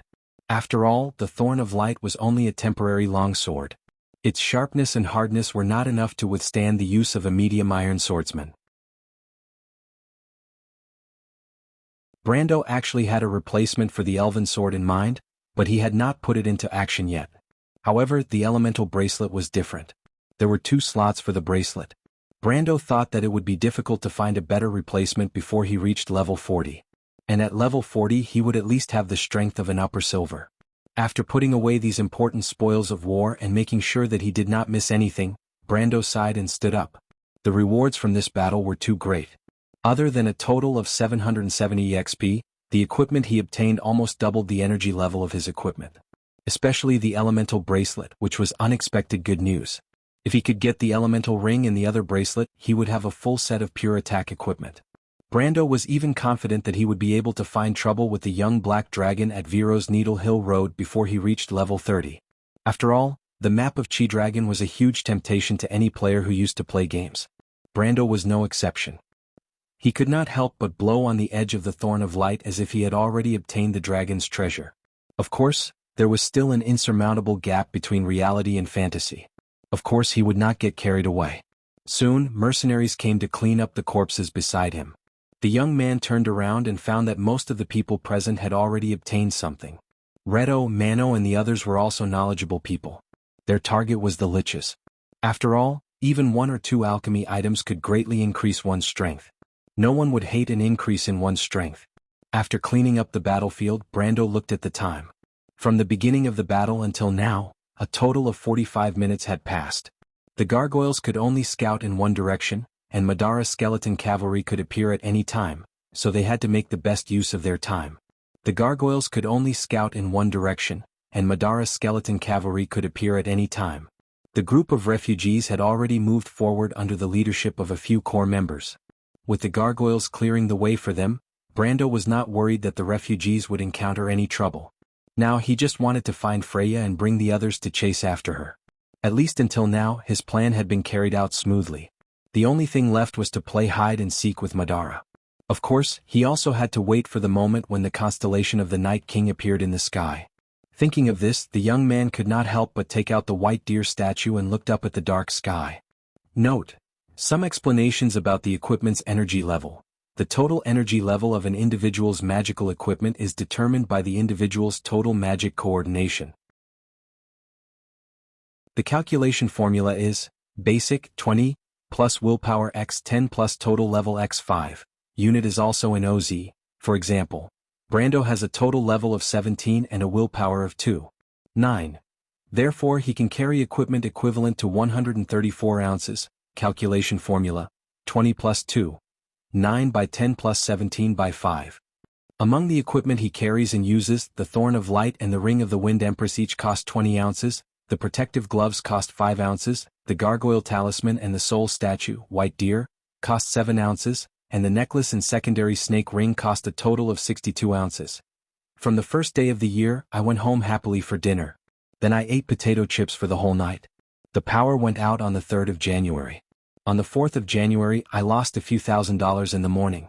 After eating in the afternoon, I started to feel bloated again and my stomach kept feeling uncomfortable. Then this morning, the power went out again until 1 p.m. Not only did my stomach stop feeling uncomfortable, it got worse. I had a stomachache for the whole day. At night, when my friends came to ask me to go out for hot pot, I did not go to TAT. I will try my best to make up for it when it gets better. Thank you for your support. Also, thank you Brother Razor for the $100,000 reward. This is the first time I have received a $100,000 reward. In addition, there are many friends who have tipped me and voted for me every month. Thank you. Your support is the motivation for me to persevere. Also, Amber Group 1 is almost full. I will now announce the number of Group 2. Thank you Knight for providing the QQ Group. Amber Sword Group 2, 130957343. Finally, let me end this digression with the usual pleas for votes. Enduring the stomachache and the cold, I look at everyone pleading for votes with tears in my eyes. Although I haven't updated much in the past 2 days, I will definitely work harder when I feel better. To be continued. If you want to know the future, please go to www.chidian.com. There are more chapters. Support the author, support the legal reading. You're tuning in to the Han Lee's Wuxia Chronicles YouTube channel. We're so grateful for your support and don't forget to subscribe to join us on this incredible journey through captivating stories. Your generosity through donations truly makes a world of difference, as it's the primary source of revenue that allows me to expand and enhance this channel for you. Thank you from the bottom of my heart for being a part of this adventure.